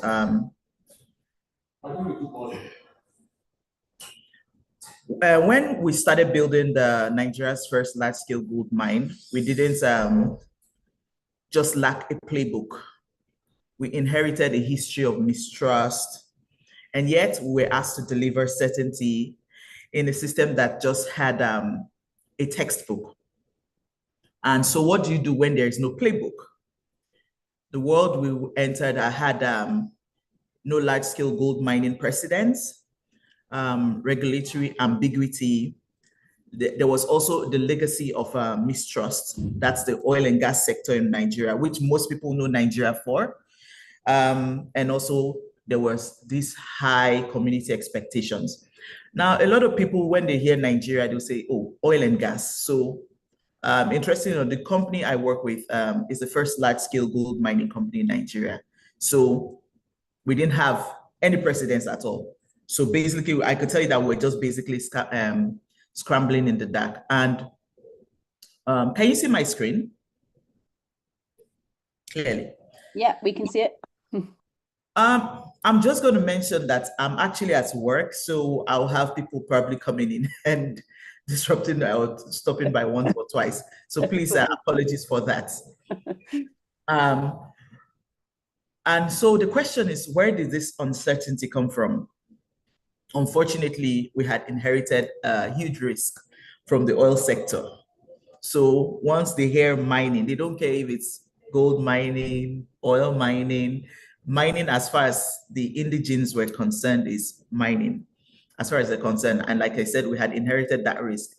And so we didn't start from zero in the organization. We started from basic mistrust. So you're coming in and you're telling someone, and I'm talking about precedents of even just exploration. You're telling someone you want to explore and you bring a big rig in there. Of course, the person is going to say, no, you're not exploring, because their understanding of exploration is just someone taking an auger and coming in, or just doing like soil and stream sediment sampling. So we had that mistrust. And then after that, there was also the expectations. And then there were the perceptions that were shaped by past harms of the, let me not use the word illegal mining, but small scale mining and artisanal mining, which left a devastation on a lot of land. So we now realize that the risk wasn't technical, basically, for the organization. It was more relational. And what did we have to do?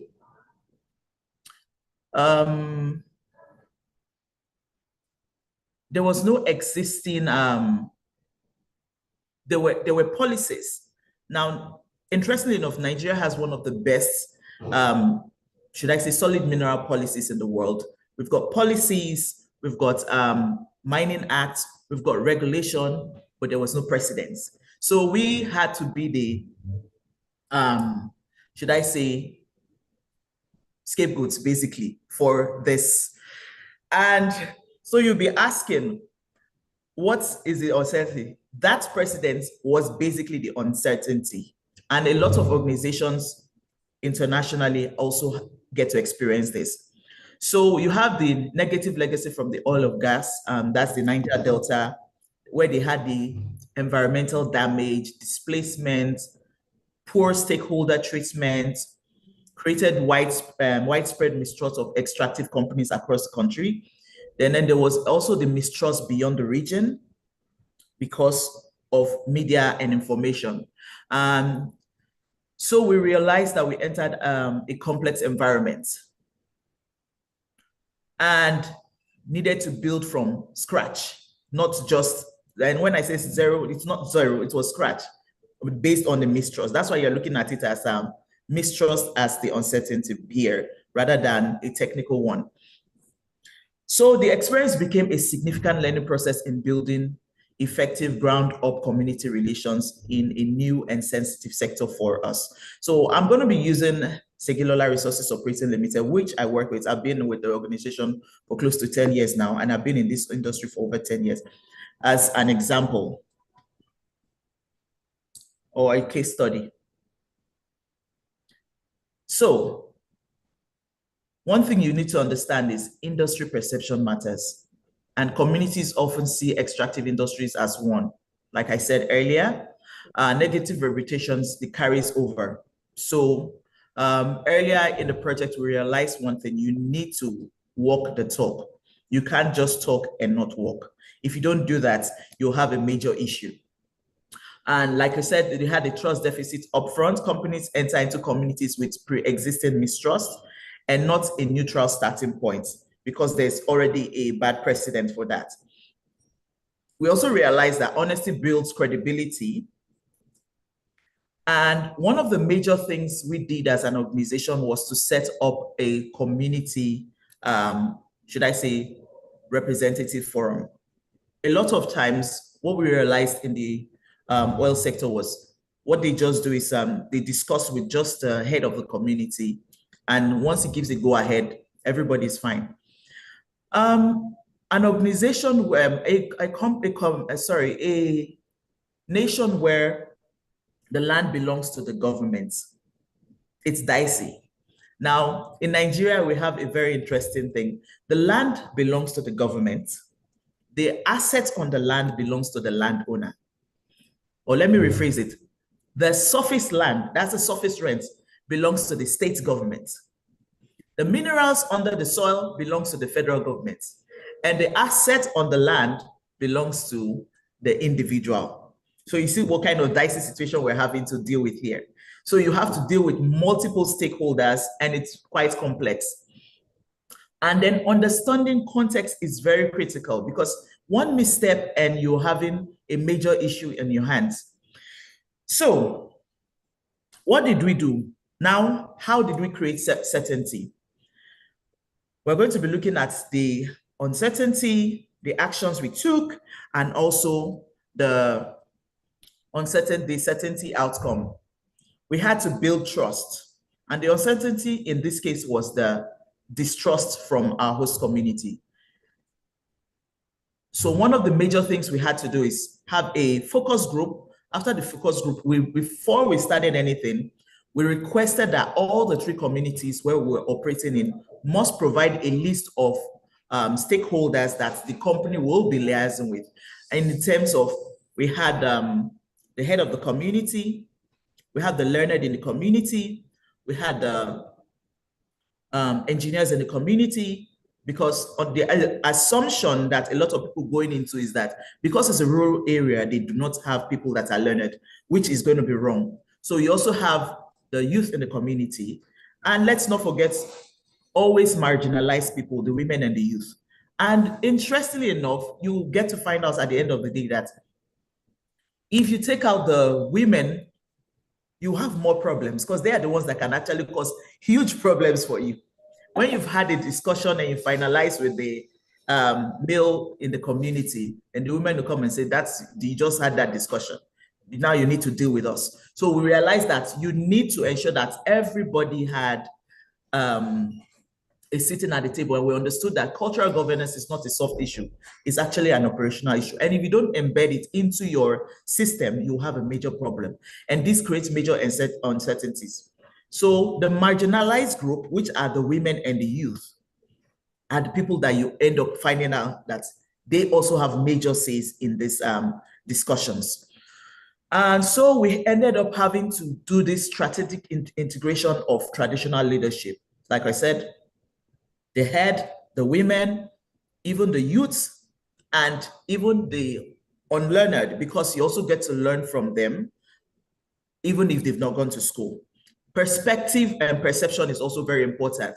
Sometimes you find out that you're probably proposing what you think they need, and they may not need it. They'll tell you, no, they don't need this.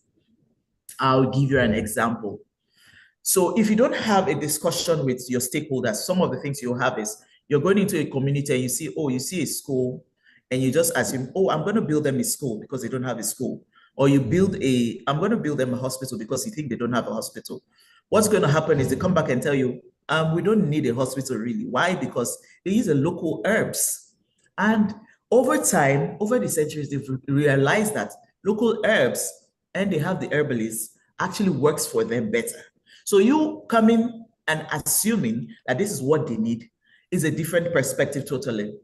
So you need to also recognize the local authority structure. And in Nigeria, you realize that what is applicable in the East is not what is applicable in the West. What's applicable in the Southwest is not what's applicable in the Southwest. We're a country with over 400 ethnic groups.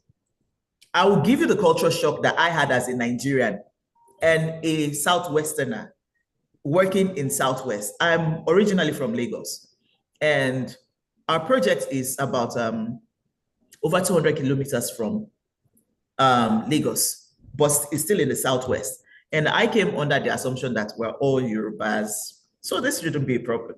And I realized that our cultures are totally different. Even if we're Yorubas, our traditions, there's similarities, a lot of similarities. Even the language, there is a lot of gap. So those are some of the things we get to realize and we don't realize. So those uncertainties are most likely going to disrupt your activities if you do not acknowledge them, and also ensure that there's practical involvement in the decision making from these people. And then also improving transparency, which was one of the major things we decided to do by getting everybody on the table, was one of the best things I think we also did. And you realize that these things have tangible operational impact at the end of the day. You might think it's something small, but something small might actually cause a major issue for you at the end of the day. Now, you also have the cultural intelligence as a driver. Like I said, you don't just assume. Now, who is these recognized authorities in this area? You have the king, you have the Council of Chiefs, you have the federal government. In fact, let's go from the top. We have the federal government, we have the state governments, and then we have the local governments. Under the local governments, you also have the traditional rulers. That's the king. And I know there's a joke that goes around that says everybody in Nigeria is a king. Interestingly enough, that's actually true, because we have lots of pre-independence. There were a lot of multiple tribes, which were all brought under one country. So yes, we do have lots of kings in Nigeria. And so you need to understand these people, and you need to ensure that there's trust. And that trust is not something that you build in just one day. Like I said, if you walk the talk, at the end of the day, you build that trust over time. So, and we realize that trust equals continuity. You do not tell them that you do not agree to development under pressure. If you agree to them under pressure, when you know you can't deliver, you have a major issue at the end of the day. Because you can't go back and say, we're going to have, because in Nigeria, you have this community development agreement that has been, the document that has been ensured by the federal government for mining. And with our host communities, this community development agreement is a legal document. And if you do not at every given time, it's in phases, ensure that all the projects are implemented, automatically you are breaking that trust. And once a trust is broken, it's extremely difficult, because what they're going to be doing is referring back to what the precedent that has happened. They'll say, remember 2 years ago, you did not do this. So you must ensure at every given time that your trust is your bond. They can take your trust, your word. When they say your word is your bond, they can take your word to the bank. And if you say, I'm going to do this now, you make sure you do it. So if you know as an organization you cannot do it, do not agree to it, no matter if you're under pressure. For instance, when we're having discussions on community development agreement, one of the things that they were requesting for was a health center.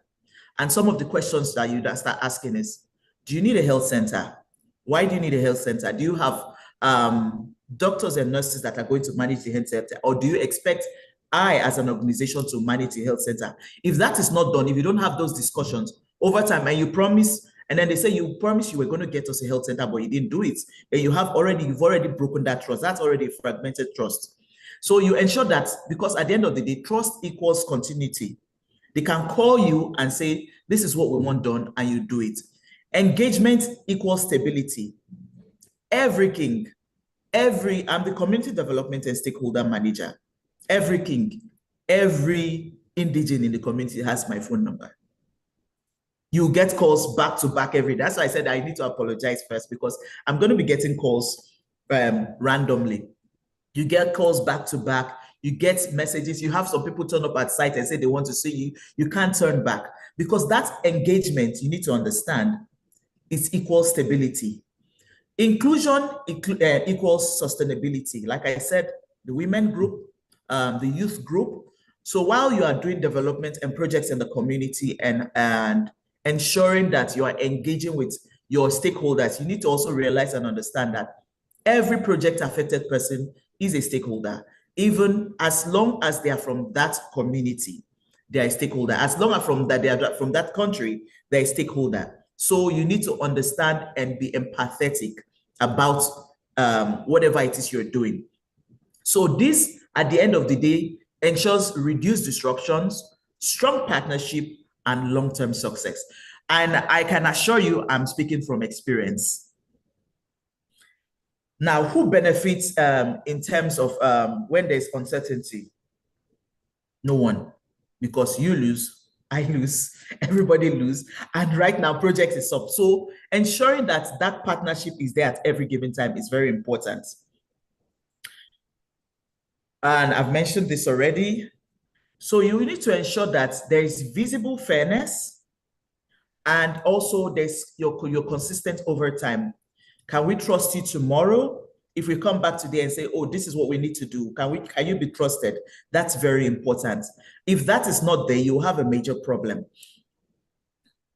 So we ensure that we created visible fairness in everything we do. You can get a call. If you cannot deliver, you communicate and say you cannot deliver. Do not make promises because you're under pressure. So what does certainty look like in practice? Now, by the time certainty, what you refer to as certainties, we now started realizing that communities stop asking questions like, what will you take, and asking questions like, how do we work together to ensure that this, so you have the next project and they said, what do we do? How do we want us to come in? Because you've built that trust over time. Once you build that trust over time, before you know, you start, interestingly enough, and being the African we are, everybody wants to know your business. They start asking you, how is your father? I hope he's okay. And really, that's the way our environment is. They start asking you, is everything fine? You look tired, you look stressed. And that's when you start knowing that, oh, I've built a relationship. I've built trust. Because when they now find out, sometimes they call you and they tell you, I don't want this thing to stress you. How can we work together? How can we collaborate to ensure that things work smoothly? Because they realize that you're good, they benefit. And you realize that they're good, they benefit at the end of the day. So the big insight here is that trust is not a soft outcome. Rather, it is operational infrastructure. We need to understand that. And once you acknowledge its history, which we did, embed culture in our operation, and also think long, we're also thinking long term, you ensure certainty. The lessons we learned in our project was we need to adapt constantly, because you can go in with a particular option today, and tomorrow they'll tell you, because it worked like this doesn't mean it will work like this. So you can use a particular, should I say, format in one community, and under the assumption that you go to the next one, it's going to work the same way. It may not work, because the people are diverse, people's ideas are diverse, their opinions are diverse, their perceptions are diverse. So you need to adapt constantly. And you can go into a meeting that has a major, huge grievance, and you tell them, this is what top management has said you should do. This is what you're going to do. This is what you're going to do. And then you're going to say that you're thinking that this is what I'm going to communicate to them. And then you get there and realize, I can't communicate this to them. So what you do that day is you just probably listen only. You listen. When you're done, you leave there. And then you request for another meeting the next time. Because if you decide to communicate what the management had asked you to communicate in that first meeting, you may have a problem at the end of the day. So like I said, you need to ensure that you are adapting, because we understood at the end of the day that there's no perfect start, and you keep on listening. Because if you listen, a lot of times you pick things from that. So right now we created certainty as an organization through policies, framework, and compliance, and getting them to understand that there is a need for you to follow policy. There's a need for you to follow a framework, and there's a need for you to comply. If you do not comply, you do not benefit, I do not benefit. And how do you get back to that again? I'm going back to trust. So you should have built those things over time. That's why I said trust as an infrastructure. You need to understand that that infrastructure is very important. And at the end of the day, we realize that people will now feel heard. There's visible leadership. They know where to go to. When it comes to even employment, we have an employment engagement committee. My department is part of it. You have the HR department part of it. We have our contractors also part of and we have a group where if there's any grievance related to employment, people communicate there. As I said, trust is very important. Transparency also creates trust. Visibility creates trust. Listening creates trust. And then understanding and mutual respect creates trust. Acknowledging culture and acknowledging history creates trust. You understand that, oh yes, this is what used to happen, but we're here for the long haul. And you need to understand that at the end of the day. I'm going to say basically that my final message is, we didn't build on certainty by removing uncertainty as an organization. We actually build it by showing up consistently within uncertainty. And we realize that in a world of change, certainty is not a system, it is a relationship. Thank you. Madhuri, absolutely fantastic. Thank you so much for that. I've taken so many notes here, things like visible fairness, trust is operational infrastructure, and what you were saying there at the end with regards to we didn't build certainty by removing uncertainty. Absolutely fantastic. Now, there are some questions in the chat for you to hopefully have a look at, but I'm just going to invite everybody to put their hands together for the wonderful Madhuri. Thank you very much. Absolutely brilliant. So moving straight along, because I'm just keeping half an eye on time, because I could sit here and listen to Madhuri all day, to be honest, because that was absolutely brilliant. Next to the stage, we're going to invite Professor Mukesh Kumar. Now, Mukesh is a professor at the University of Cambridge, which you may have heard of. I don't know. It seems to have this global reputation, etc. I was lucky enough to initially meet Mukesh on a government trip to Delhi, which was absolutely brilliant. And what Mukesh showed us, and Mukesh, by the way, we're looking at you watching Zoom at the moment. And what Mukesh showed us was some of the results from some of the research his team has been doing, where they're stitching together a whole series of different data sets around the world. Mukesh, I don't know if you want to try and share your screen again. We're not seeing anything yet. Okay, I'll do that. Thank you very much. That's okay. Now, just to explain, it might look like Mukesh has dressed up for us. And of course, that is because he's put on his professorial gown at the moment. So Mukesh, we're looking at your raw PowerPoint right now. Okay, I'll put in the slide mode. If you put it into the slide mode, perfect. Okay, there we go. So if you could please put your hands together for the fantastic Mukesh. Over to you.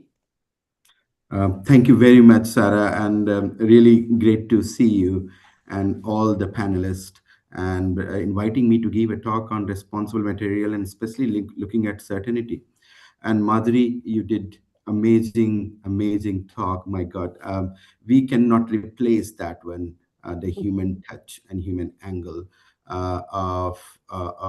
in this particular context. So my name is Mukesh. I've been here for 20 years. Previous life, I was in banking, looking at buying and selling coal mines. For 20 years, I am in research field in Cambridge. This particular topic is very close to my heart, because since I moved into this supply chain area, I always wonder where things comes from, and it's so difficult to figure it out where things comes from. So I'm going to give you talk about a project that we are running from last two years on global supply chain observatory, especially looking at UK-India critical mineral supply chain. If I move, yes. So why we are talking about observatory?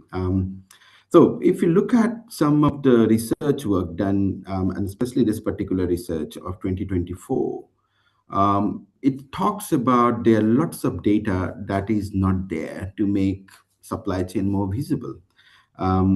Even some data which is there is behind the paywall. Even if it's behind the paywall, they are also incomplete, and there are lots of gaps there. Ultimately, this particular article claims that half of the world mining areas are undocumented. It's not visible to people.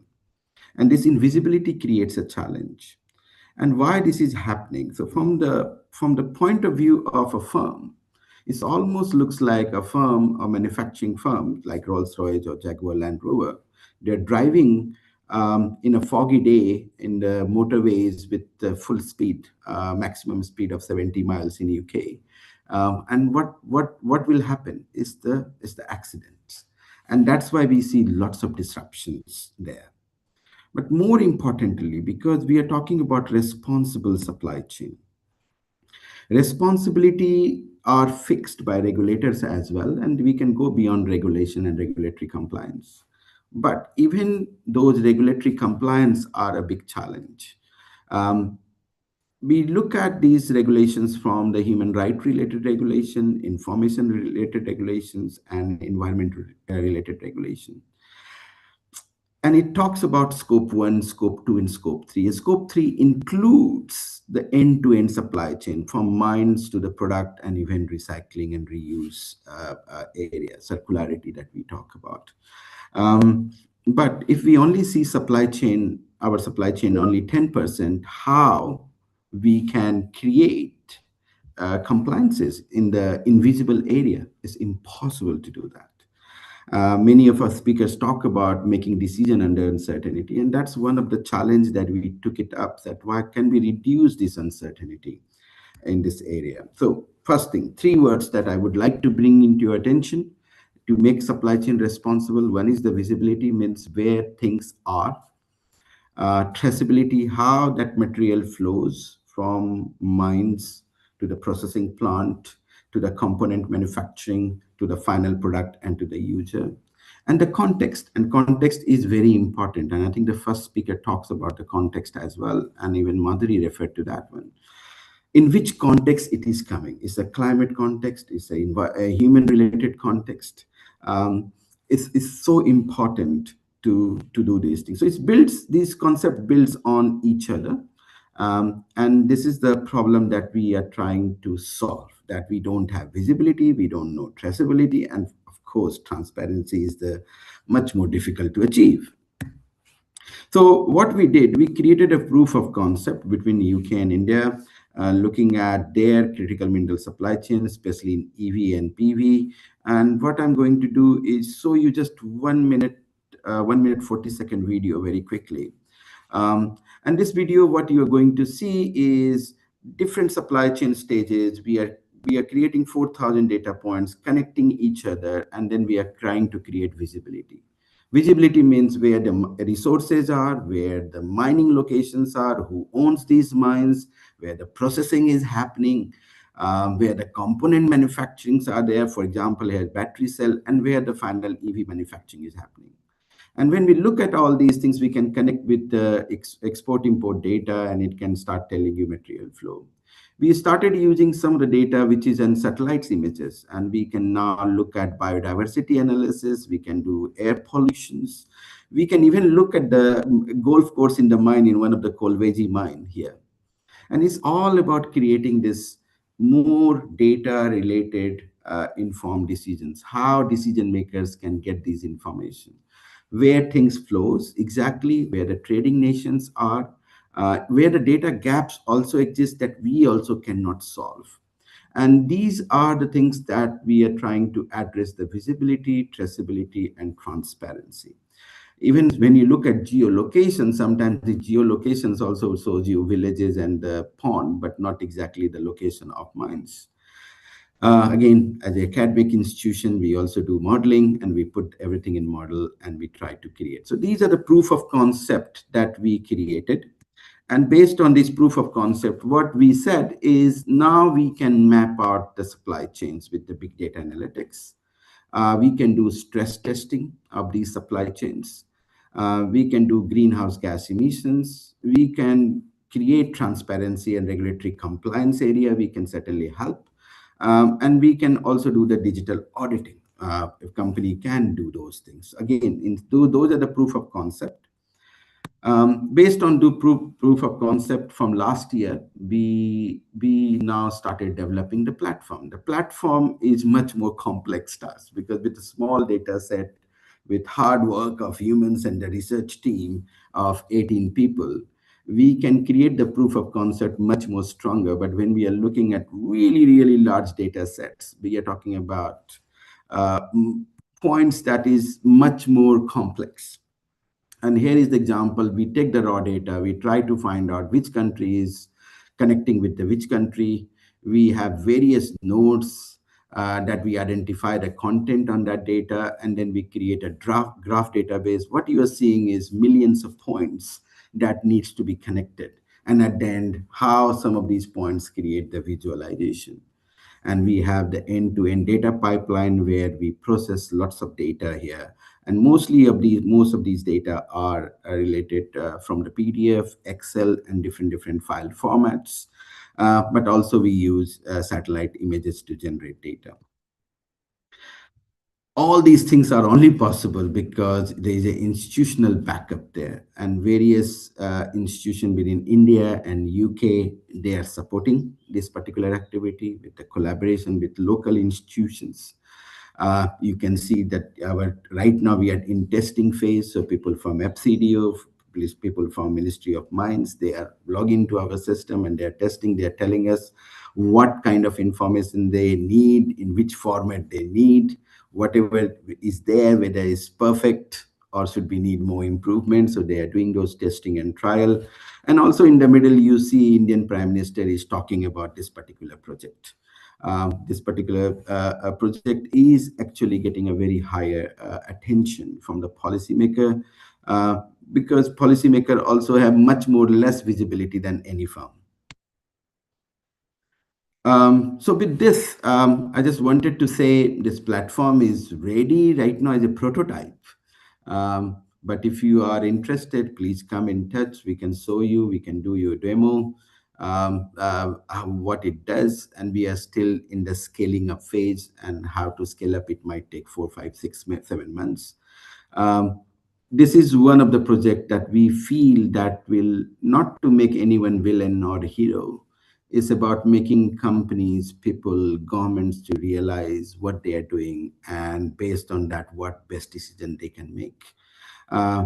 As the academic institution, our responsibility towards the society, and this is one of the projects that we think has a societal impact, also industrial growth impact for the nations. Thank you very much. Mukesh, as always, absolutely amazing. And it's so exciting to see how the research is evolving and growing. Everyone, please put your hands together for Mukesh. Brilliant. Mukesh, you showed us, I mean, the video, which is amazing, shows so many different proofs of concept. And as I'm sure you'll remember, we've had a number of discussions around me going, yeah, but is it real? Because I've also made videos that do that in the past where I know that ain't real. But coming into your sort of, development phase, are there particular items of the proofs of concept that you're focusing in on at the moment because you think that they might have more value? So basically, we are more focusing on ESG area and how the satellite imagery can really help. So we have only certain number of gases that we can monitor. We are trying to combine different data sets to bring more ESG element much more stronger. So that is actually making us awake in the night, I would say. But the platform development itself is a nightmare because we are not professionals. We are just humble researchers. It's not our job. But then if we go to a professional body to ask them to develop a platform, they ask numbers are in millions and we cannot afford to do that. So we have taken the job on our own shoulder and it's working. The great thing is working with a small Mac studio that we bought. But it giving us a very much hope that with advancement of AI and AI related technologies, we will be able to make this thing much more stronger going forward. And Sarah, I really would love that you should visit our lab at some point of time. We would love to show you because we are very much keen that person like you should be looking at it and being part of it. Yeah, no, and I'd be delighted to. Just in terms of the funding for it, so is this still kind of in like research funding land where the money is coming from governments, etc., or do you have the vision to spin this out into a company, or what's your plan with regards to that? So personally, I feel, Sarah, if I make it company, then it will start cutting corners. I am arguing, and I have written to the government that can we declare this one as a national infrastructure so we can have more trust in the data, the rigorness of the data, and keeps on developing it and making it much better. So idea is that we should have a strategic infrastructure that helps companies, that helps people, to make the world a little bit better place. So again, right now is coming more as a research funding, sometimes application funding from FCDO, and sometimes no funding. That's perfectly fine because as a group, we are very, very strong. I told you around 18 people are working on this. And we will make it, we are making it happen slowly progressing it. And that platform that you see, we started developing from December, and right now that platform works. Brilliant. Isn't the world of AI and machine learning, and I know we're going to hear a bit more about that from Matt very shortly, but it's amazing what we can do now compared to even a year ago. Isn't it phenomenal? It's amazing the tools right now. Even I am doing programming. I can't believe it. My daughter is surprised. I can create a tool that policymakers likes it, and I demonstrate to them, and it's just done by me. I'm very pathetic in choosing colors, doing visualization, and it allows me to do something that I feel like, is it me? But can I just say, we have to be careful as well because these tools keeps on changing. The way we are doing is through localized AI model because we cannot afford the highest computing power cost. Sometimes I was told by Google Cloud that it might cost me $500,000 a year in terms of computing if we run this platform. We want to make it so that we can afford it. We don't want to create a white elephant, and also making sure that it doesn't hallucinate and in the places so that it's ethical, responsible AI as well. Yeah, no, absolutely. Brilliant.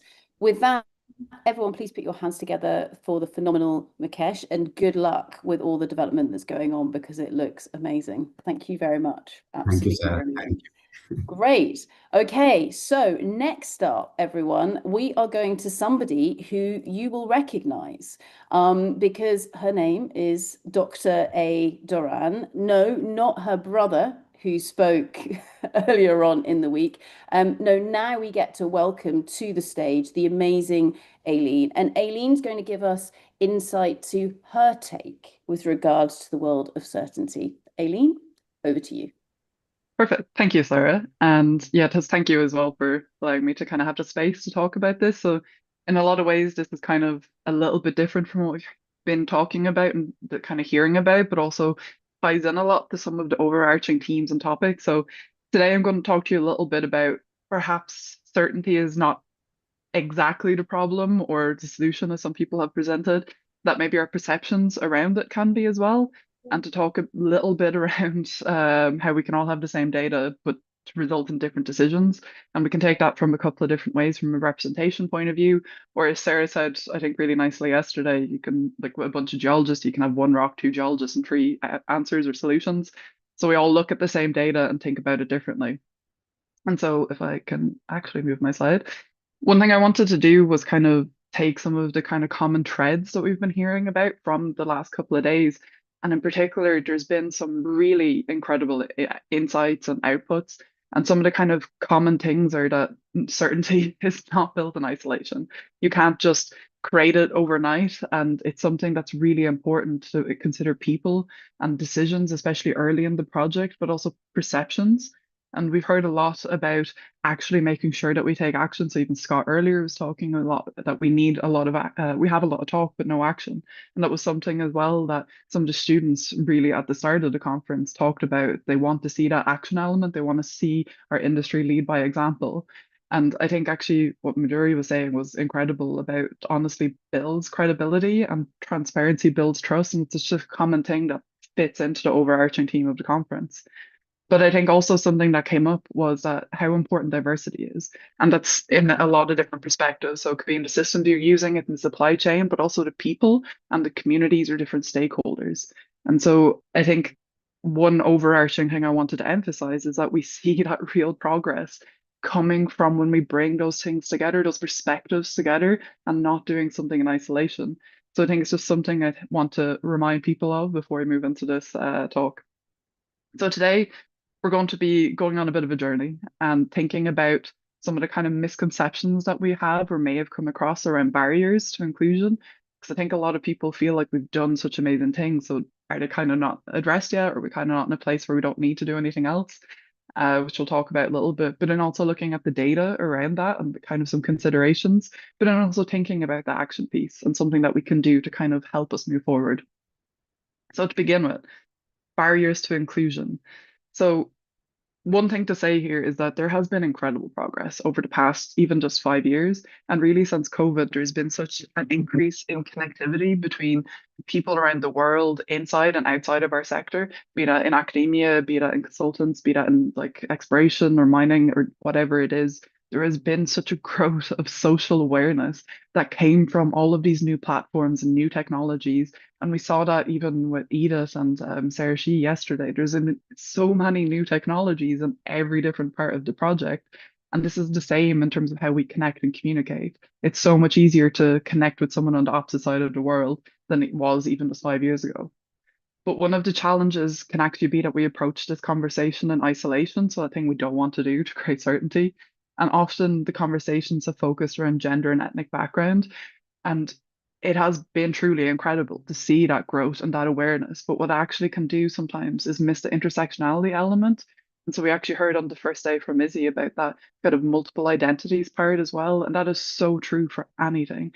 People have different identities, be it from a religion, a gender, sexuality, a culture, a disability, or even socioeconomic background or more. There's lots of different ways that people identify, and having that kind of overlapping or intersectional part of it can be really challenging when we're trying to have a conversation about inclusion.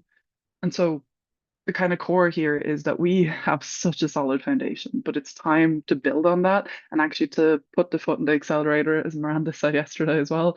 But this is a really good opportunity to use all of these new tools and new innovations to grow our connected community in a way that we can just progress and have new solutions and new achievements.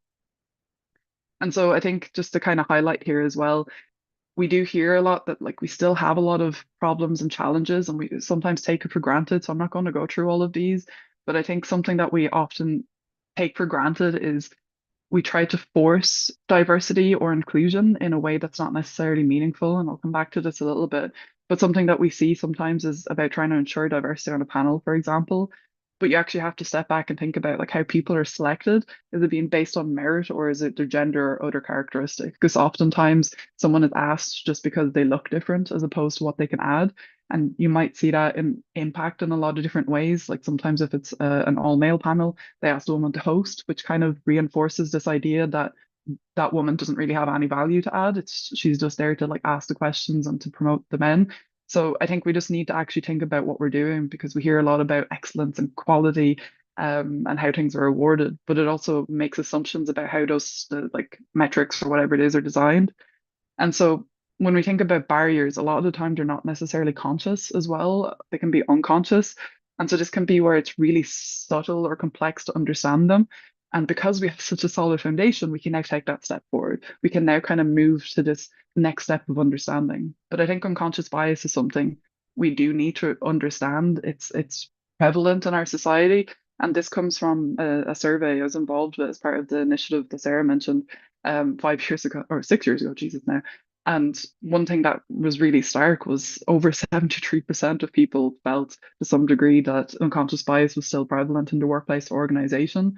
And there was a clear relationship with it coming from minoritized groups and also experiences of discrimination. So this is still something that we don't necessarily think about, because a lot of times these actions are not being done by people who realize that they're having that impact on people.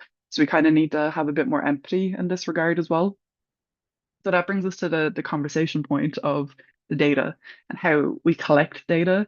So I think we've spent a lot of time collecting data around diversity, inclusion, equity, or belonging, or whatever term you want to use. And so why haven't we necessarily solved the barrier problem, I think, is a question that some people have sometimes. And I think we need to actually step back and ask ourselves, like, what are we actually measuring when we take a survey like this? And over COVID, and because of all the new technologies, there was such an increase in surveys asking people about their experiences or different kind of elements related to this.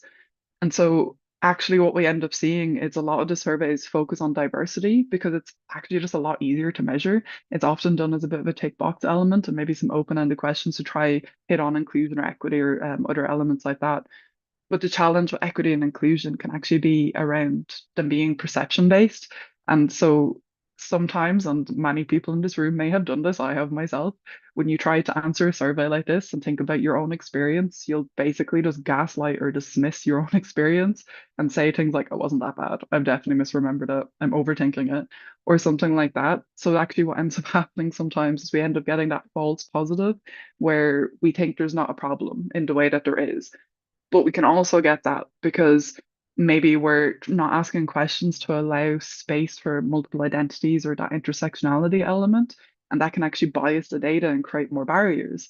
And I think when you have a data set like this, and these are lessons learned from the EDIG survey as well, you need to step back and think about even just how you share your surveys.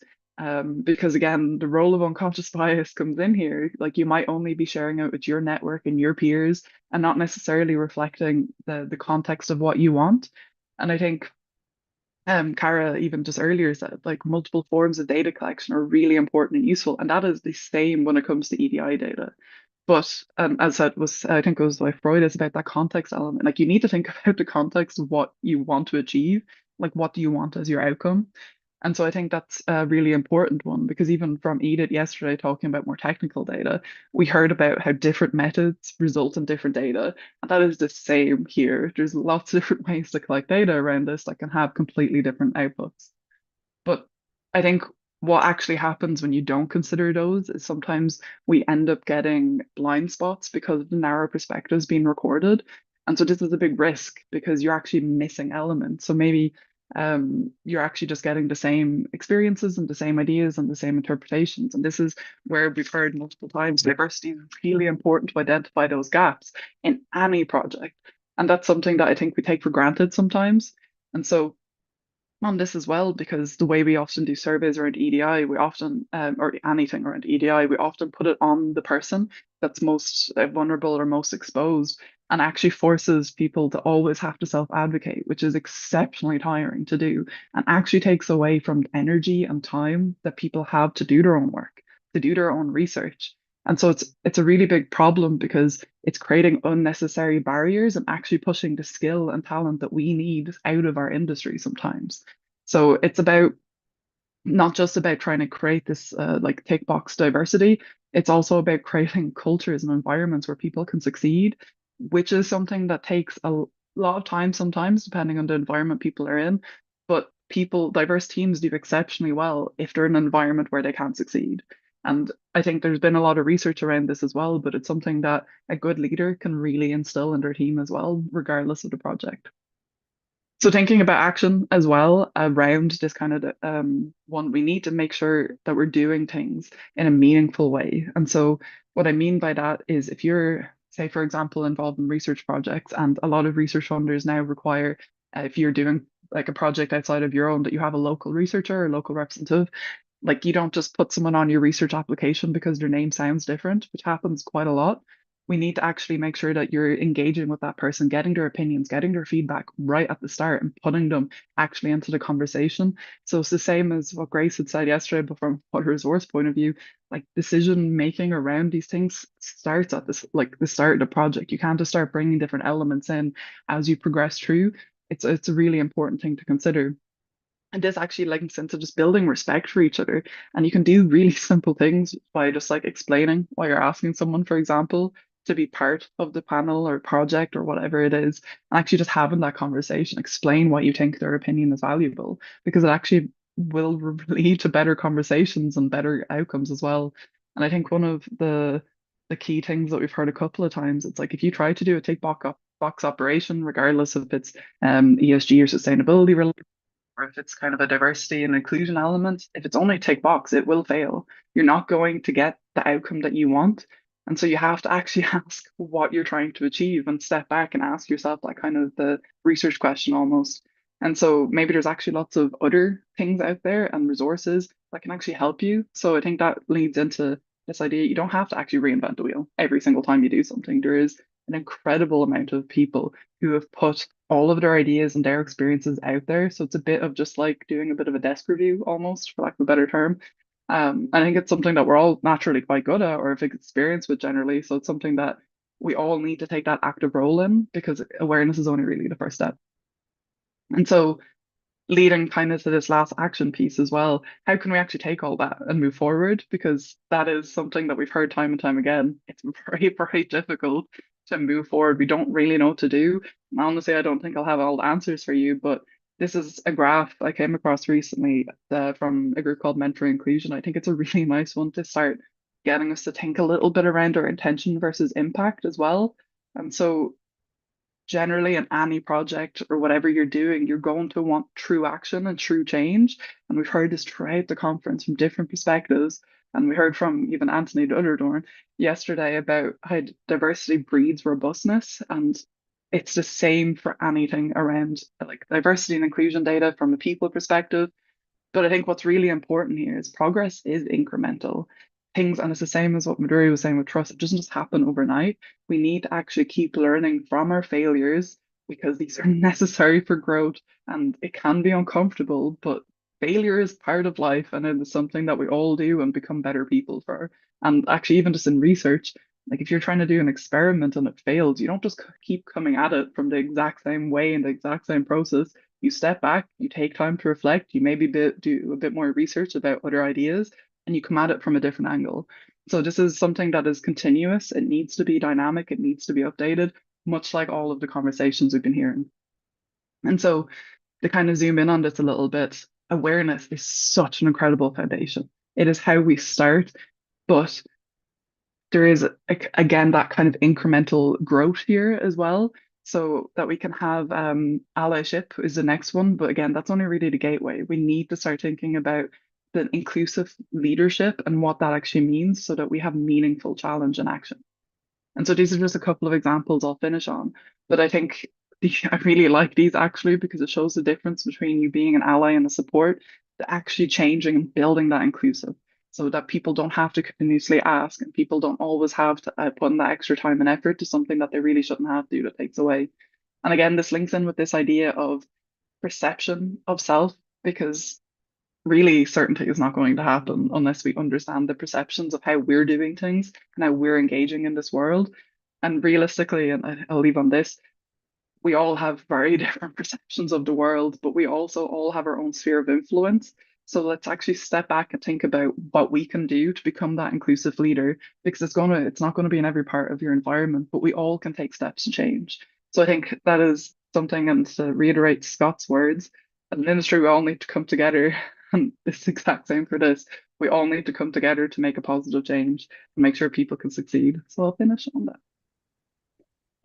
Aileen Duran, how amazing. Please, everybody, put your hands together for the amazing Aileen. Absolutely fantastic. Aileen, we've got time for a question or two. The first one comes in from Lucy, and Lucy's asking, what sort of data do you think will help us to identify information about the broader ecosystem and cultures, rather than putting the onus on the individuals being affected to report things? Oh, that's a very good question. Thank you so much, Lucy. Yeah, it's an interesting one because actually when we ran that EDIG survey, we had an open question at the end, and actually in that a lot of people outlined that they found it really difficult to actually answer that survey, even though it was quite a mix of qualitative and quantitative, like open-ended and tick box, because they didn't necessarily know where their experience was related, if it was because they're a woman or if it's because they came from a low income or they had a certain religion.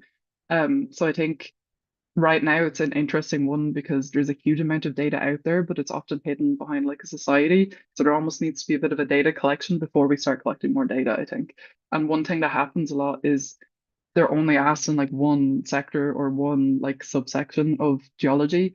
And I think actually if we just step back and reflect on what we have before we try to move, in terms of the type of data, because I realize I kind of deflected from your question, I think more open-ended questions are actually more effective when you're actually designing a survey because they allow people to express themselves in their own way, but also making sure that interpretations don't just come from one person, that you have multiple people with different backgrounds. And when you're designing a survey, to ask people from multiple backgrounds, if you have that relationship, don't just ask someone because you think they'll have it, like make sure it's a valuable contribution. But yeah, open-ended I think are so valuable, to be honest. I learned so much from just reading people's perceptions and just their brain waves as well. Don't know if that fully answered your question. No, I think it does. Aileen, thank you so much. Everyone, please put your hands together for the fabulous Dr. Duran. Brilliant. Thanks, Aileen. And we are almost there, folks. Last speaker to welcome to our stage is the fantastic Matt Grimshaw. Now, Matt, if you've got slides, now is your chance to start sharing them. Matt is yet another doctor. His background is in the world of gold, but Matt hasn't been just sucked into that world of geology. No, instead, Matt has spent the last little while setting up his own company called Worth Discovery, and we're going to find out what that is all about now. So everyone, please put your hands together for the fantastic Matt. Hello, hopefully you can see and hear and everything is good. Thumbs up, we're good to go. So as Sarah nicely introduced, I have a background in exploration geology, but I'm a consultant working with the wonderful Satala team. But like I say, here today, I'm representing a new company I've just founded with my good friend, Sean Jefferson, which is around many of these ideas about kind of changing how we go about doing early stage exploration. So Worth Discovery is the name of our company, and it was actually incubated and supported by Satala. So you'll see lots of similar threads throughout. But what am I here today to do? So nicely bookending the conference, which is always a privilege to do. It means that I have the ability to draw on all of the wonderful talks. I think I've seen most of them. There's a few I've managed to miss, but I'll definitely try and catch up with them. And behind me, you can see a few Post-it notes that I've been sticking to the wall. If anyone's done anything with Satala, you know we love a sticky note. I'm going to try and get through some of these by adding bits of some of the insights throughout my talk as we go through and see how we get on. So what do I actually want to cover? So going back to that concept of mineral exploration, one of the things that we're consistently told and we're heard is that, we need a lot more minerals to secure this future we're all trying to aspire towards, and big part of that is mineral exploration.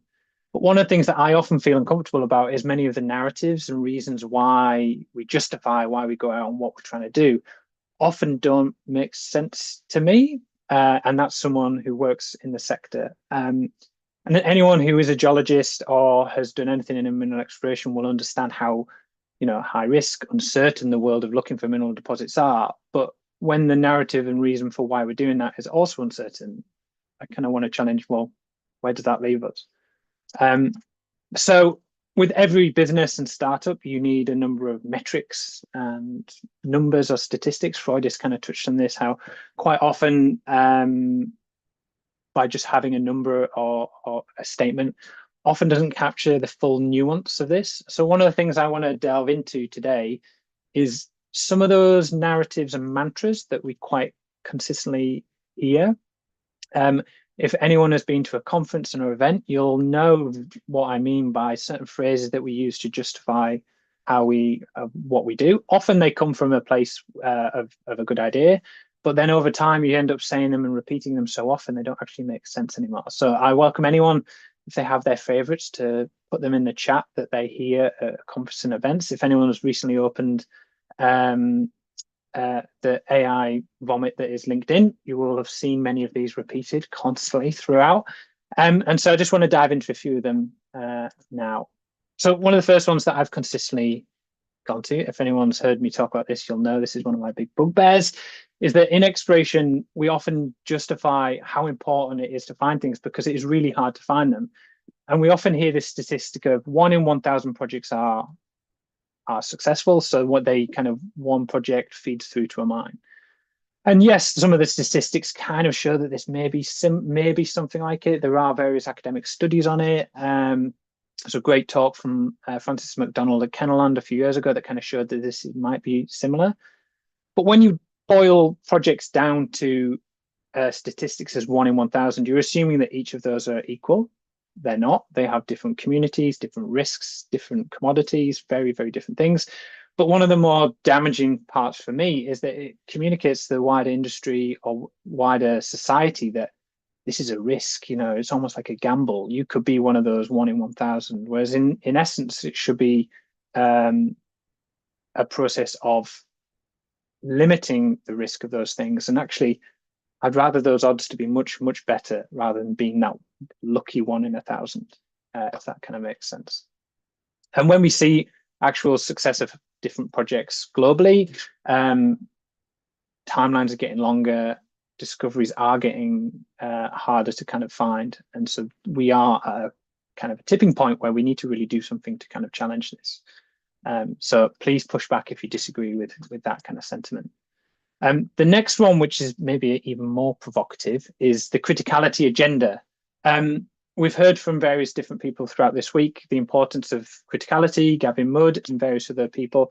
The need to classify minerals as critical is a crucial part for geopolitics, for supply chains. But when it comes back to those geologists on why you're justifying what you're doing from day one, so we heard from students at Oxford, there's one, about why they do what they do, why they're interested in this sector.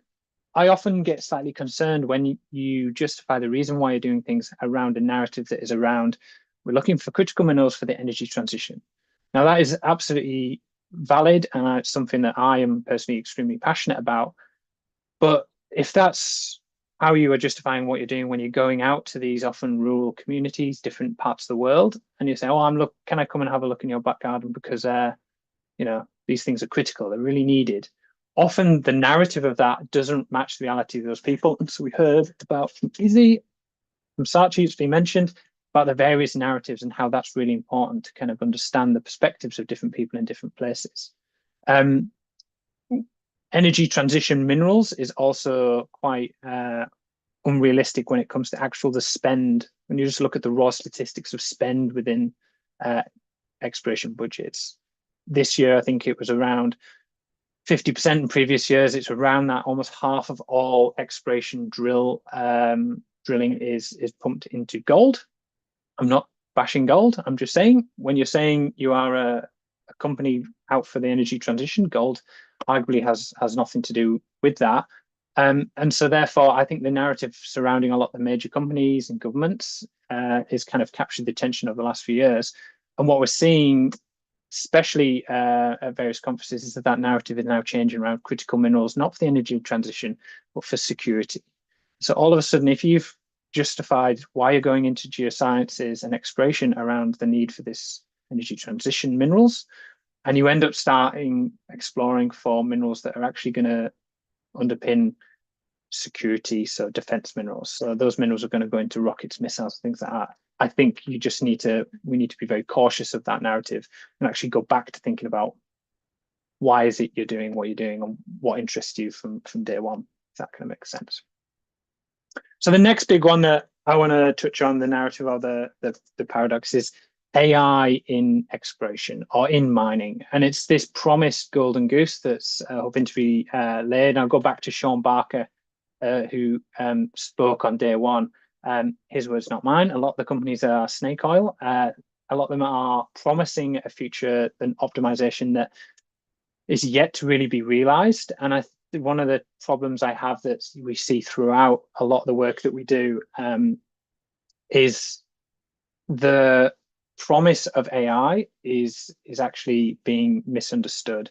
And so when you look at all these, there's a great work by the Clean Tech Group looking at just the variety of different AI startups in the world. Some of these are doing really exciting, interesting work that could be very impactful.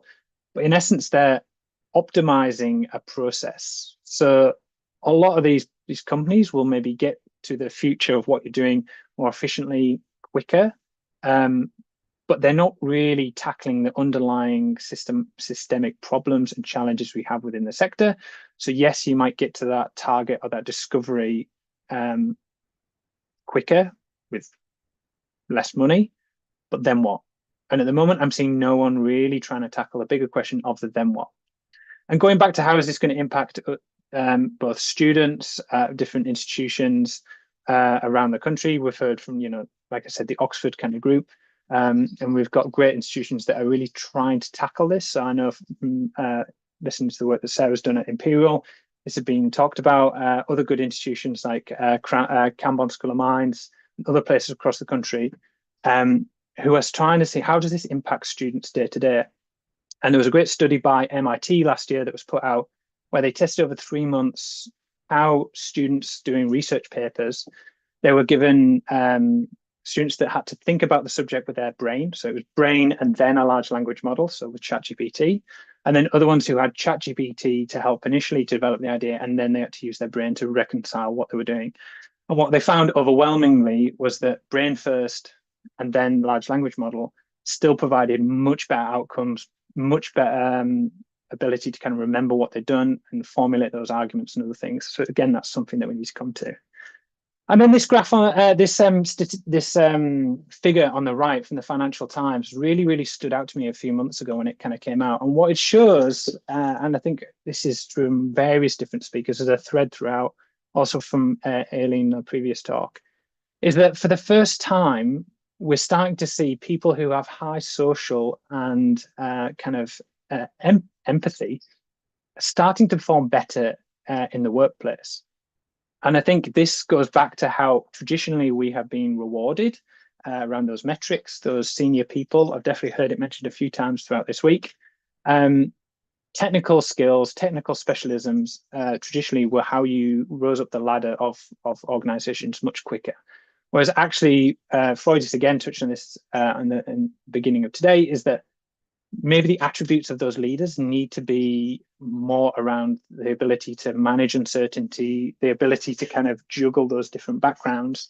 And that's certainly something we're seeing today. And with the advent of AI, a lot of those real technical specialisms are kind of now being sucked up into that kind of way of doing it. So I think it's this full kind of change of how we move dynamics in different teams internally.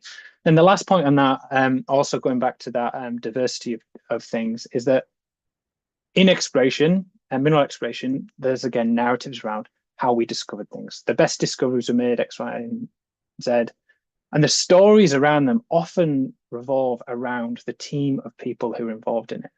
So although there may have been an interesting geological idea, a new technology that's been used, it's often what has unlocked or enabled that kind of discovery and development of that project to be done.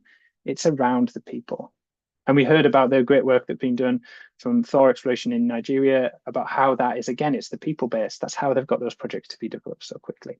So although a lot of the background in exploration and geology is very technical, I think the real power of AI is how do we use that to underpin those more softer skills of the workforce of the future and the next day. And so coming back to kind of the opportunity that we're trying to do at Worth Discovery. So again, we too quite often focus on the optimization of the below ground kind of stuff. How do we find where those mineral deposits are quicker and more efficiently, which is something I'm not discounting. It's something that is at the central part of what we're trying to do at Worth Discovery. But it's how do we then look at the variety of things around it, all of those other aspects that are super complex, that are very difficult to kind of do. And Mukesh's talk basically set this up perfectly. And that's exactly what we're trying to do from those earliest points of a project, is how do we kind of integrate those things and be able to map this out as a system. So joining those above ground risks with the below ground aspects. And so at the moment, I think there was a great statistic that was that almost half of all projects that are at pre-feasibility or feasibility are currently stalled. And a third of them are due to financial problems, but 2/3 of them are related to environmental and social and governance kind of problems. So these are kind of aspects that, although we can do the best geology on possible, if we don't start tackling these things from day one, it's never going to really work for the future. So how do we start managing those complex interconnected risks from day one? How do we do that? Well, at the moment, we're using this kind of AI to help us kind of find those insights from a variety of different technical documents and map them out as a system. And the power of using systems to understand complexity is that humans, we're good at juggling about 2 or 3 dimensions of things. But when you start getting really, really complicated, it gets very hard. And one of the things you hear from a lot of exploration geologists on the ground is, oh, I've already got this covered, which they might do in their head. But then how do they then communicate that with stakeholders, management, other team members, and other places?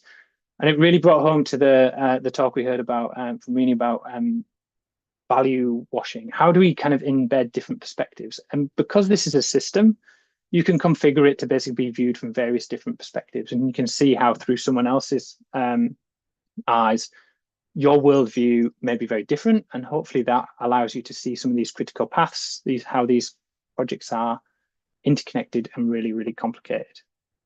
That's kind of it at the moment. But the final kind of point I want to share is that the world that I'm seeing is becoming increasingly complex and interconnected. And only by taking a step back and finding the nuance is where the real next steps in innovation and resource development is going to come from. It's very easy to treat the world as black or white, whereas actually there's a lot of grey, and the grey part is where the really exciting stuff happens. So I haven't got through all of my post notes, so I got through a few of them. But yeah, thank you very much and look forward to the discussion after this. Brilliant. Thank you very, very much, Matt. Everyone, please put your hands together for the fantastic Matt Grimshaw. Brilliant. As Matt is there trying to work out which post-it notes he did or didn't look at, now you can bring some of them in, Matt. Go on. Matt, one question is right at the forefront of my mind. So you are an incredibly good exploration geologist. And I'm going to say this provocatively, what gives you the right to be able to talk about stuff going on above the surface of the earth? Well, I think it goes back to that thing I said before about geology as a science has always been generalist. It's always been a generalist kind of subject. Even you go back to Lyell and the start of the rocks, they were looking at all these they were integrating, biology, diversity of thought, going back to what Anthony talked about. What's another one on the list? So therefore, I think as exploration geologists, we do have skill of being able to integrate and connect these different specialisms and things. And I really want to kind of reiterate that at no point am I pretending to be the world expert at any of these points. I see the role of a good exploration geologist as that person who can be that almost like conductor to integrate and pull together those deep specialists and parts. And only by doing that, that's where you unlock the real true value of these kind of projects going forwards. That's really the role you need to play. And I think it goes back to that point of, we keep being told, pick a subject, specialize, become the world expert. That's how you're going to be successful. And I just think the world is changing so quickly that that's just no longer going to work. Yeah, no, absolutely. And I think, I mean, to that, Matt, the reason why I guess I asked that question in such a pointed way is, I think people quite often like to put one another in boxes. So they go, okay, I know where you fit. You're a geologist, you're the financial person, you're a whatever. And then when someone starts going on, actually, I'm really excited by many different areas and bringing them together, that can be almost quite threatening to someone who feels, no, this is my specialism. And just because we've got our fabulous panel back here now, looking at everyone, can you give me a wave if at some point in time in your life you have studied something like geology? Okay, so Freudis, for example, from your perspective, so having, you've got a degree that is in geology, but your recent jobs, for example, I guess you've been quite a long way away from those rocks.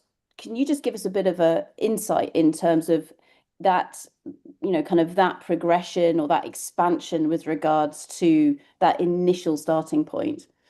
Yeah, and I think I got a degree in geography and geology, and I think that says it all, where geography is place, space, and it brings together both the sort of, I guess, the humanities and the sciences side. So I think I've always been interested in that breadth and how things link together. And weirdly, I've kind of got further away from the rocks, but actually being in the extractive space, it is all about geography. And like I say, geography is this sort of, intersection of science and humanities. And, I've got friends I was at uni with, and they're like, oh man, your jobs are just so geography. and it really is about, the sort of natural world and how that meets the sort of human world and all of the dynamics that come into it. So as I've gotten on into my career, the interesting thing I would also say to people is, the jobs that I do today, or I'm doing today, some of them didn't exist when I graduated. And I think the really important bit, just like you're saying, Matt, on skills that people have, is that curiosity to keep learning and growing and thinking about different things both within their specialism, but how their specialism actually can interact with other areas. So, being an exploration and looking at the rocks, the first thing you have to do is work with the local communities if they're around. So immediately you're sort of there to do one thing, but actually part of that activity means you need to do all sorts of other things as well. So I'd say, unless you're, well, actually it makes sense in everybody's area, even if you're a sort of hardcore resource geo, just wanting all your data, how do you get those resources to market, which brings in all sorts of geopolitical, how do you do the mine plan, all of those things. So I'd say if you think you're being too specialized and, if you think you're too far away from your degree, I wouldn't worry. I would say that gave you a grounding and a platform to really see how expansive the world is and the different directions that earth sciences can take you and how foundational they are to modern society. There we go. So if you're looking for what to study, everybody, have a think about earth sciences, because then you can do anything with your life. Matt, just coming back to yourself, just to finish off on your presentation. So you and Sean, you founded Worth. Where next? What's happening with it?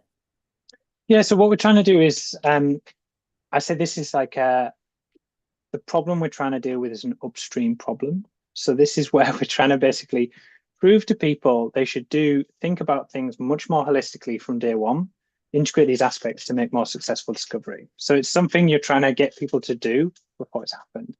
it's almost like selling a diet versus a weight loss pill. We're trying to sell the diet, which is always a bit harder. So at the moment, we're trying to partner with various organizations who are more forward thinking to do this, but ultimately the idea would be to kind of go out and, at the end of the day, do it ourselves in a more sustainable, more responsible way. So I think, yeah, going back to those narratives, it's just keep it simple. We want to do things in the most responsible way because we see that as security. That was Mark Fellow's talk on decarbonisation was just like, before it was a nice thing to do, be good for the planet, but now it's actually crucial for security that needs to be done. And so it goes back to that thing of how do we improve the way that we actually develop these projects from day one. So although as an exploration geologist, another talk from Richard Shoddy, he said that the discovery is actually the easy bit, even though that hurts my exploration geologist brain. It's the development that's really hard to do. And I think you look at the statistics and there's 41% of all discoveries have been developed since 1950. So those discoveries were made by 1950, only 41% have been developed. The best place to develop mines at the moment is Africa. They're 2 to 3 times more likely to develop a mine there. But that maybe for certain other reasons that can be unpicked. But yeah, it's how do you think about that longer term part from day one? Because it's very easy for you to be like, I just look at the rocks, find them, and then it's someone else's problem. That just does not cut it anymore. And I think it's businesses and companies are starting to realize that. So that's where we're trying to disrupt and trying to play an active part in. Brilliant. Well, with that, Matt, good luck with everything and massive thank you for coming and joining us here today. Round of applause for Matt Grimshaw, everyone. Brilliant. Okay, so this takes us into our final panel session, and I'm delighted to see that a number of our speakers from today are still with us, which is great. And what we're going to do is we're going to just share some of our thoughts and feelings on what's sitting in our heads right now, because we've listened to a wide variety of talks over the course of the last couple of hours. So we started off with Freudis, who was sharing with us things like, so risk is a social process, which makes a whole load of people who are professional risk managers within, say, mining companies or whatever, cringe, because they're like, no, it's all about my impact likelihood matrix and criteria and everything like that. But I'm totally with you, Froy. It is very much that human process. But more than that, it's all about the context and the fact that that context is by no means static. It is constantly changing as well. And if we're not we're not acknowledging that context, then we're probably doing that risk management in a parallel universe rather than where we're actually at this precise second in time. Cara then gave us a fabulous insight to the world of DFN, or discrete fracture networks. Yes, everybody, you will be tested on that later. And I think that was a case of it's not just about how rocks fracture, but what you showed us, Cara, was how do we use physics, science, understanding to really say, no, I know that there's uncertainty with regards to what's going to happen to this rock, but let's apply degrees of confidence with regards to understanding how much it's going to fracture or in what ways it's going to fracture as well. So from Freudis's presentation, where it's like, no, this is a very human thing, Cara then said, yep, but we can use science, etc., and you know, kind of the laws of physics to help us actually understand where there is some level of certainty within all of that. Scott then teed us up with one of the biggest problems we have, and that, of course, is that massive disconnect between what's going on in terms of the supply space and the people who are needing to buy things like those minerals and metals. And I've written down in my notes here, you can't have your cake and sorry, I will start again. You can't have your cake and eat it. So you can't have your metals and not pay the money for them whilst placing all these expectations on them. And I think there is perhaps a feeling within the supply chain of minerals and metals that's there at the moment. And it's not just in the primary raw materials, it's also everything in secondary raw materials as well, and the recycling and the repurposing, etc. So that world as well.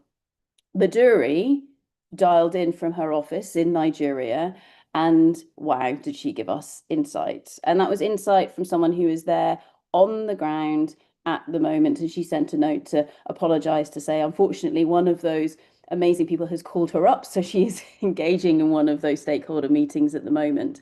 But things like visible fairness, trust is operational infrastructure, and we don't build certainty by removing uncertainty. So, of course, it is more complicated than that.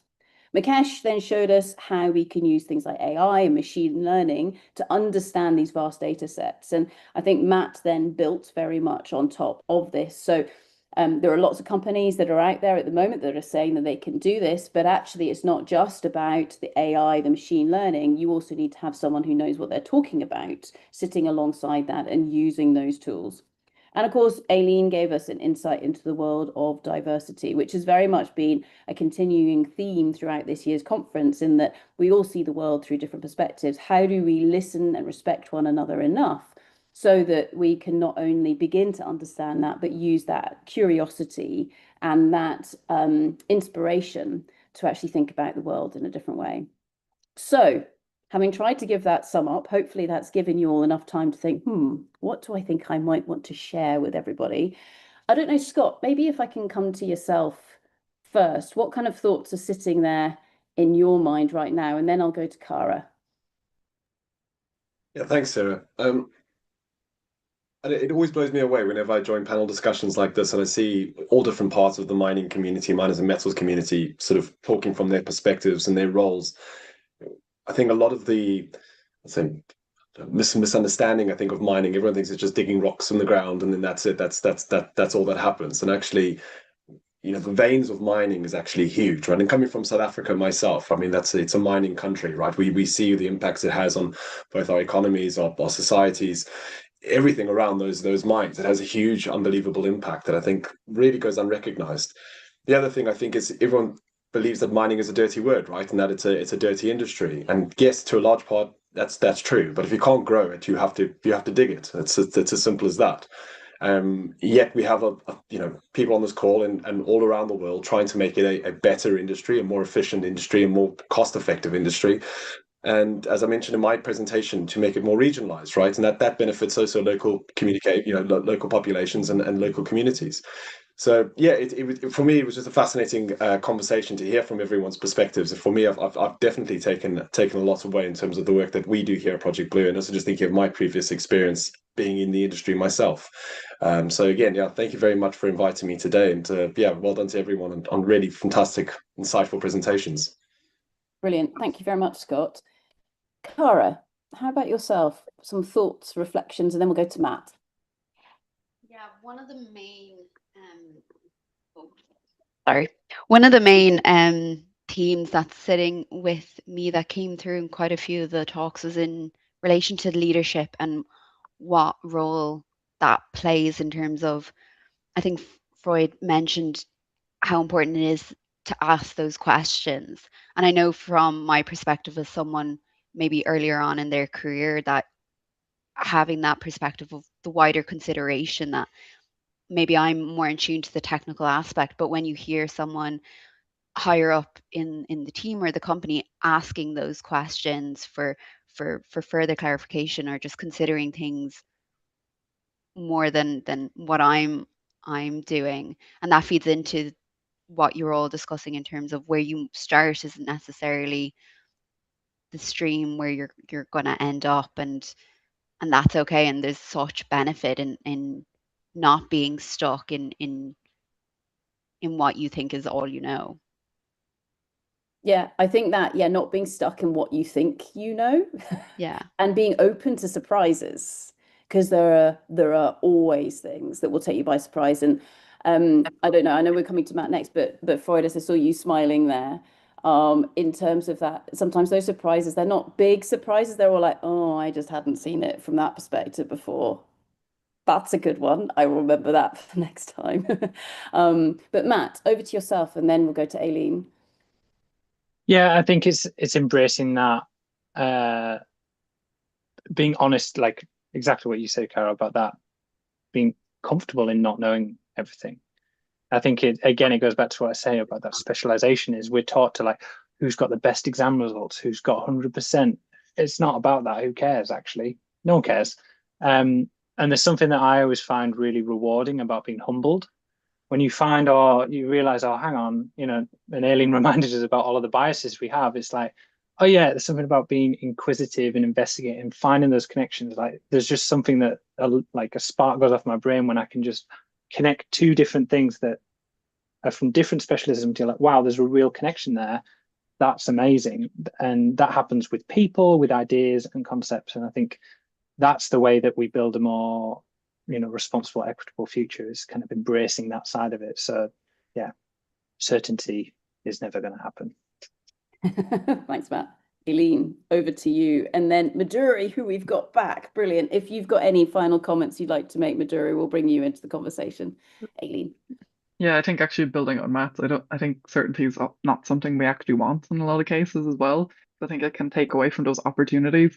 And I know my brother said it yesterday as well, about like when you reach certainty, that's where the risk can occur, because you kind of reach that like stagnation almost. So you're not thinking in advance of what can happen and what could potentially impact you. And I think that's so relevant to every project or whatever way of thinking. But I think sometimes we forget, like geology and geosciences and all the related are such an area of curiosity and such an opportunity. Like I didn't really know anything about geology before accidentally going into it, and there's such a like wealth of directions you can take, and it's so connected. Like it is actually just all of the different sectors, all the different disciplines, all social and technical built together. I think sometimes we forget that, and I think other people outside forget that as well. Like it's really one of the more connected ones. I think also, like, just to reiterate what some other people had said, like the world is always changing, so we need to be able to adapt with it. And like the only thing constant is change. And so we heard that really nicely, I think, in this session. And one thing I think we heard from social perspectives and just kind of technical, it's like this is a really cool opportunity for all of us to come together, be it within or outside geosciences, because together we're unstoppable. But it's just making sure that we do that in a way that no one's left behind, I think, as well, which again takes that moment of like reflection. But yeah, some incredible talks, I think, this conference. Thanks very much, Aileen. Now, Madhuri has been dipping in and out. We've seen you reappear, I think, on every device that you've got to your hands. If you want to come off mute and share any final thoughts with us, Madhuri, and then we'll go to Freudis. Hi. I'm sure I've been disrupting people with the in and out, in and out. I'm at site, unfortunately, so sorry about that, the network. Just for any person trying to venture into mining or into the space, just put it at the back of your mind, a reminder that you also need to ensure that you're not factoring your stakeholders, that's your community, as an add-on, but they should be embedded in the entire project itself already from beginning to the end. That's all. Brilliant. Thank you very much, Madhuri. And yeah, that is certainly a very, very core theme that's been running through this week. How you do that is more difficult than it is to say it. But you provided us with some fantastic examples of how you've been doing it. So brilliant. Thank you for that. Freudis, over to you. Thanks, Sarah. I just want to say it's been lovely listening to all of you, really insightful. I've learned so much, so thank you. Madhuri, I worked in Nigeria in the Delta about 30 years ago, and it's kind of same. It's all about the stakeholder management. And as you so eloquently said, you know, Nigeria isn't just one country, it's all sorts of different regions that are really, really different. And I think we need to keep remembering that. And I always remember talking to, when I was in the exploration geologies team at Anglo, talking about stakeholders and engagement. So again, the priority that you need to really lean into that. And I said, look, you wouldn't just take a drill rig and just drill a hole without doing your sampling, your geophysics. You need a bunch of data to actually help you define those targets. So why would you just randomly go into a community and talk to whoever? You need to understand the context, understand the culture, work out, you know, who do you talk to first? Sequences matter when you're engaging with people. Who does the engagement? How you do the engagement? All of these things are really, really important. And I sometimes smile that in the sort of social space, you know, I was doing a lot of community relations. They called it the non-technical areas, although there's so much technical skill needed in all of those areas as well. So I think my final thoughts is that how I just love the fact that all of your conference titles, Sarah, when you went through it at the beginning, it really shows how dynamic the context is and what the focus areas have been year after year, and how sort of spot on you guys have targeted the conversations. And I think we always need to learn from history and from the past, and then continue to be open, because only if we're open and curious can we help shape the future on those foundations as well. So thanks. Beautiful words, Freudis. Thank you very much. I think with that, please everyone put your hands together for our phenomenal panel of speakers that we've had at our final session. Absolutely brilliant. And I think that leads us into our final summing up for the entire conference. So firstly, not only thank you to our wonderful speakers from today, but we've had 48 people come and share their thoughts, feelings, perspectives over the last few days. It's been absolutely brilliant. And it's something, looking at Aileen when we were first putting together this year's conference, we thought, oh no, we'll keep it really simple on ourselves. We'll only do 4 sessions. But then we realized that I couldn't count, and I'd invited too many people and they'd all said yes to come and speak. So we had to expand it to 6 sessions. And then we still got people phoning us up and saying, oh, I missed your email. I'd really like to come and share in this year's conference. But massive thank you to everybody who's been sharing with us. And the good news is that whilst we talk about this every year, we go, oh, that was awesome. Like, what are we going to do with it? What comes next? I mean, we've done a lot of talking today, and where's the action? Well, after a lot of requests, we are indeed creating the Responsible Raw Materials podcast, and this goes live today. So what you will see on the website is you will see a link to the podcast, and that will be going live today. And this really builds on all that we've been learning across the last 7 conferences. And what you get to explore or listen to are conversations with some of our phenomenal speakers. Now, each of the speakers that we've been working with this week, they've been asked, would you be interested in joining us on the podcast? And most of them have said yes, which means we've got an awful lot of work to do in terms of those. But it's amazing being able to take this into something that lives longer after this particular week of conversations. Also, as well, as always, the conversations will sit there on the internet. So we've got well over 400 talks now from across the last 7 conferences, which is phenomenal. And I personally, I still go back to those different talks. And when someone comes and asks me, Sarah, can you teach me about artisanal and small scale mining? I'll say, well, yeah, we can certainly have a conversation. But what I seriously recommend you do is take half an hour to go and look at these 3 talks. This one, this one, this one. And I'll send them links to those talks, because then you get to hear not just from me and what I've assimilated in my brain and how I happen to be feeling on that day, but actually people who really, really know what they're talking about. And to be honest, are actually artisanal small scale miners themselves. Because what right do I have to speak about that? So I'll give you my perspective secondhand, but what does it look like when you actually go and listen to people and engage with people and try and get your heads around what does the world look like through their eyes? And that's so important. So yeah, 48 speakers this week from all over the world, which is always absolutely brilliant. Leaning into what Aileen was talking about, our diversity has been rubbish because we've been so overladen with girls. Is that a problem? No, I don't think it is. Thank you very much to Matt and Scott for making this more diverse in today's session. But this is something as well where ever since the beginning, we've made sure that we've had as much diversity as possible and actually used the conference to show other conferences that it is very, very possible to have diverse conversations.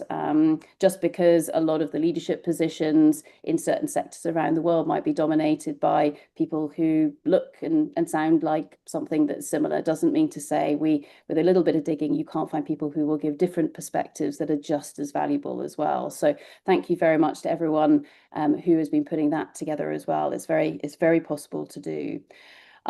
With that, a massive thank you to the team behind the scenes. Aileen, without you, this would not have happened. Massive, massive thank you. And Thank you for putting up with me when I kept inviting additional people.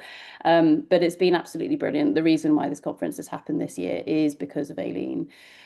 We've also had the phenomenal Miranda. So thank you very much, Miranda. And then Helen, who's not on the screen at the moment, who has been doing a lot of the editing of the videos and uploading. And then we've got the broader team as well. So Joss, Matt, everybody else behind the scenes, thank you very much to you, because I know that we've all put in a lot of work to make it happen. And of course to Rose, who, as we said at the beginning, keeps having children at awkward times of the year so she doesn't have to do the conference. Rose, we know you've moved into a brand new house that has lots of bedrooms and you've threatened to have 10 children. Well, that just means we have to keep running this conference for years and years and years until we get you back. But as always, Rose, we miss you. But this conference is for your latest little one, as always.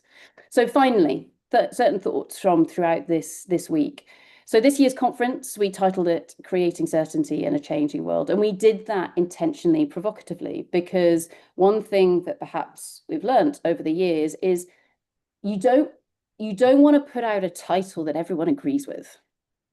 You want to include things in there that someone can throw rocks at, because then you get a much more exciting discussion. And boy, have we got that. So everyone's there going, what are you talking about certainty, Sarah, you idiot?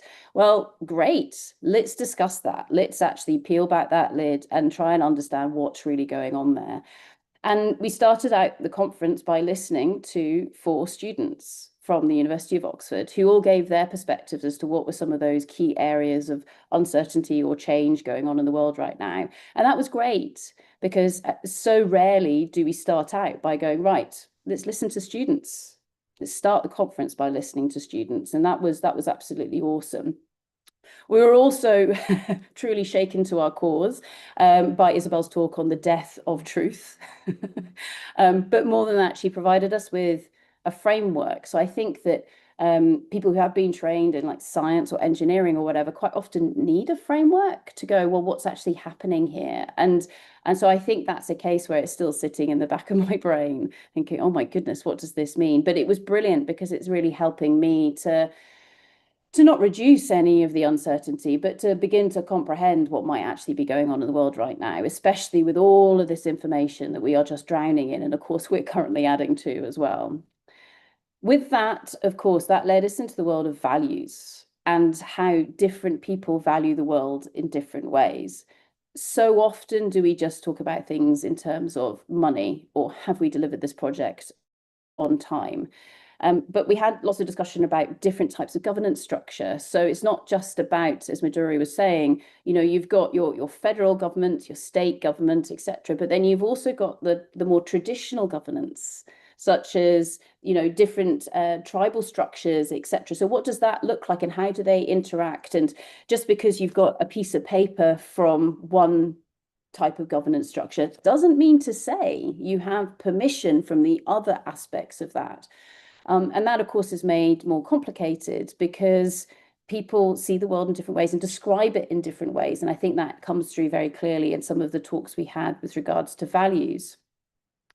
So with this, I think as well, we're talking about how do people make decisions in different parts of the world. And again, some of our talks around, okay, how does the American government make decisions? How does the UK government make decisions? What about Zambia? What about Botswana, etc.? And trying to get our heads around, oh, hang on a second, we might be speaking the same language, but we do things in totally different ways. So how do we get our heads around that? And of course, it's not just the US, the UK, Europe, Australia, Africa, etc. The real rise of Latin America, the vast majority, so whilst Matt said, statistically speaking, you want to build a project in Africa, the vast majority of attention right now is on Latin America. And that's really, really interesting. And we've had some great talks coming through from Latin America, and people who are living there, building these projects, engaged in those processes, and really, really deeply working on how do we make sure that different people who live in those areas from an Indigenous perspective, etc., are truly put at the core of those projects and very much upfront rather than an afterthought that has sometimes been the case. And then finally, we've had lots of talks that have looked at how do we use tools that we've never had before to make use of all of these big data sets. And I think this is something that's really, really, really exciting. For the first time ever, we have the capability to assimilate, interrogate, and use vast data sets. We've never been able to do this before. The changes and the evolutions in AI and machine learning are astounding. And that's something there where, for the first time ever, we can actually use these data sets to help us understand the context of what is going on, which brings us all the way back to what Freudis was saying at the very beginning of today's session. It is indeed all about understanding and having the guts, the courage to try and look at our context and how it is changing. And we've had the ability to do this like never before. We've got better communication, we've got better data sets, and we've got the ability to actually understand them as well. So with that, I think this is a case here of, yes, everybody is correct. We're not trying to create certainty, but we are trying to navigate that uncertainty. And perhaps we are at that tipping point right now where instead of just incrementally improving how we've done things in the past, perhaps now is the time to totally reimagine how we provide these materials. Perhaps now is the time where we can put society at the center of all of this rather than as the afterthought, because we've got the ability to do it now, whereas perhaps in the past it was a difficult thing to do. So with that, everybody, thank you so much for joining us this week. It's been another phenomenal set of sessions. We hope you enjoy all the videos online. Look out for the podcast. And if you've got other ideas for us, please do feel free to feed them through. So with that, thank you very much to everyone, and we'll see you next year. Thank you.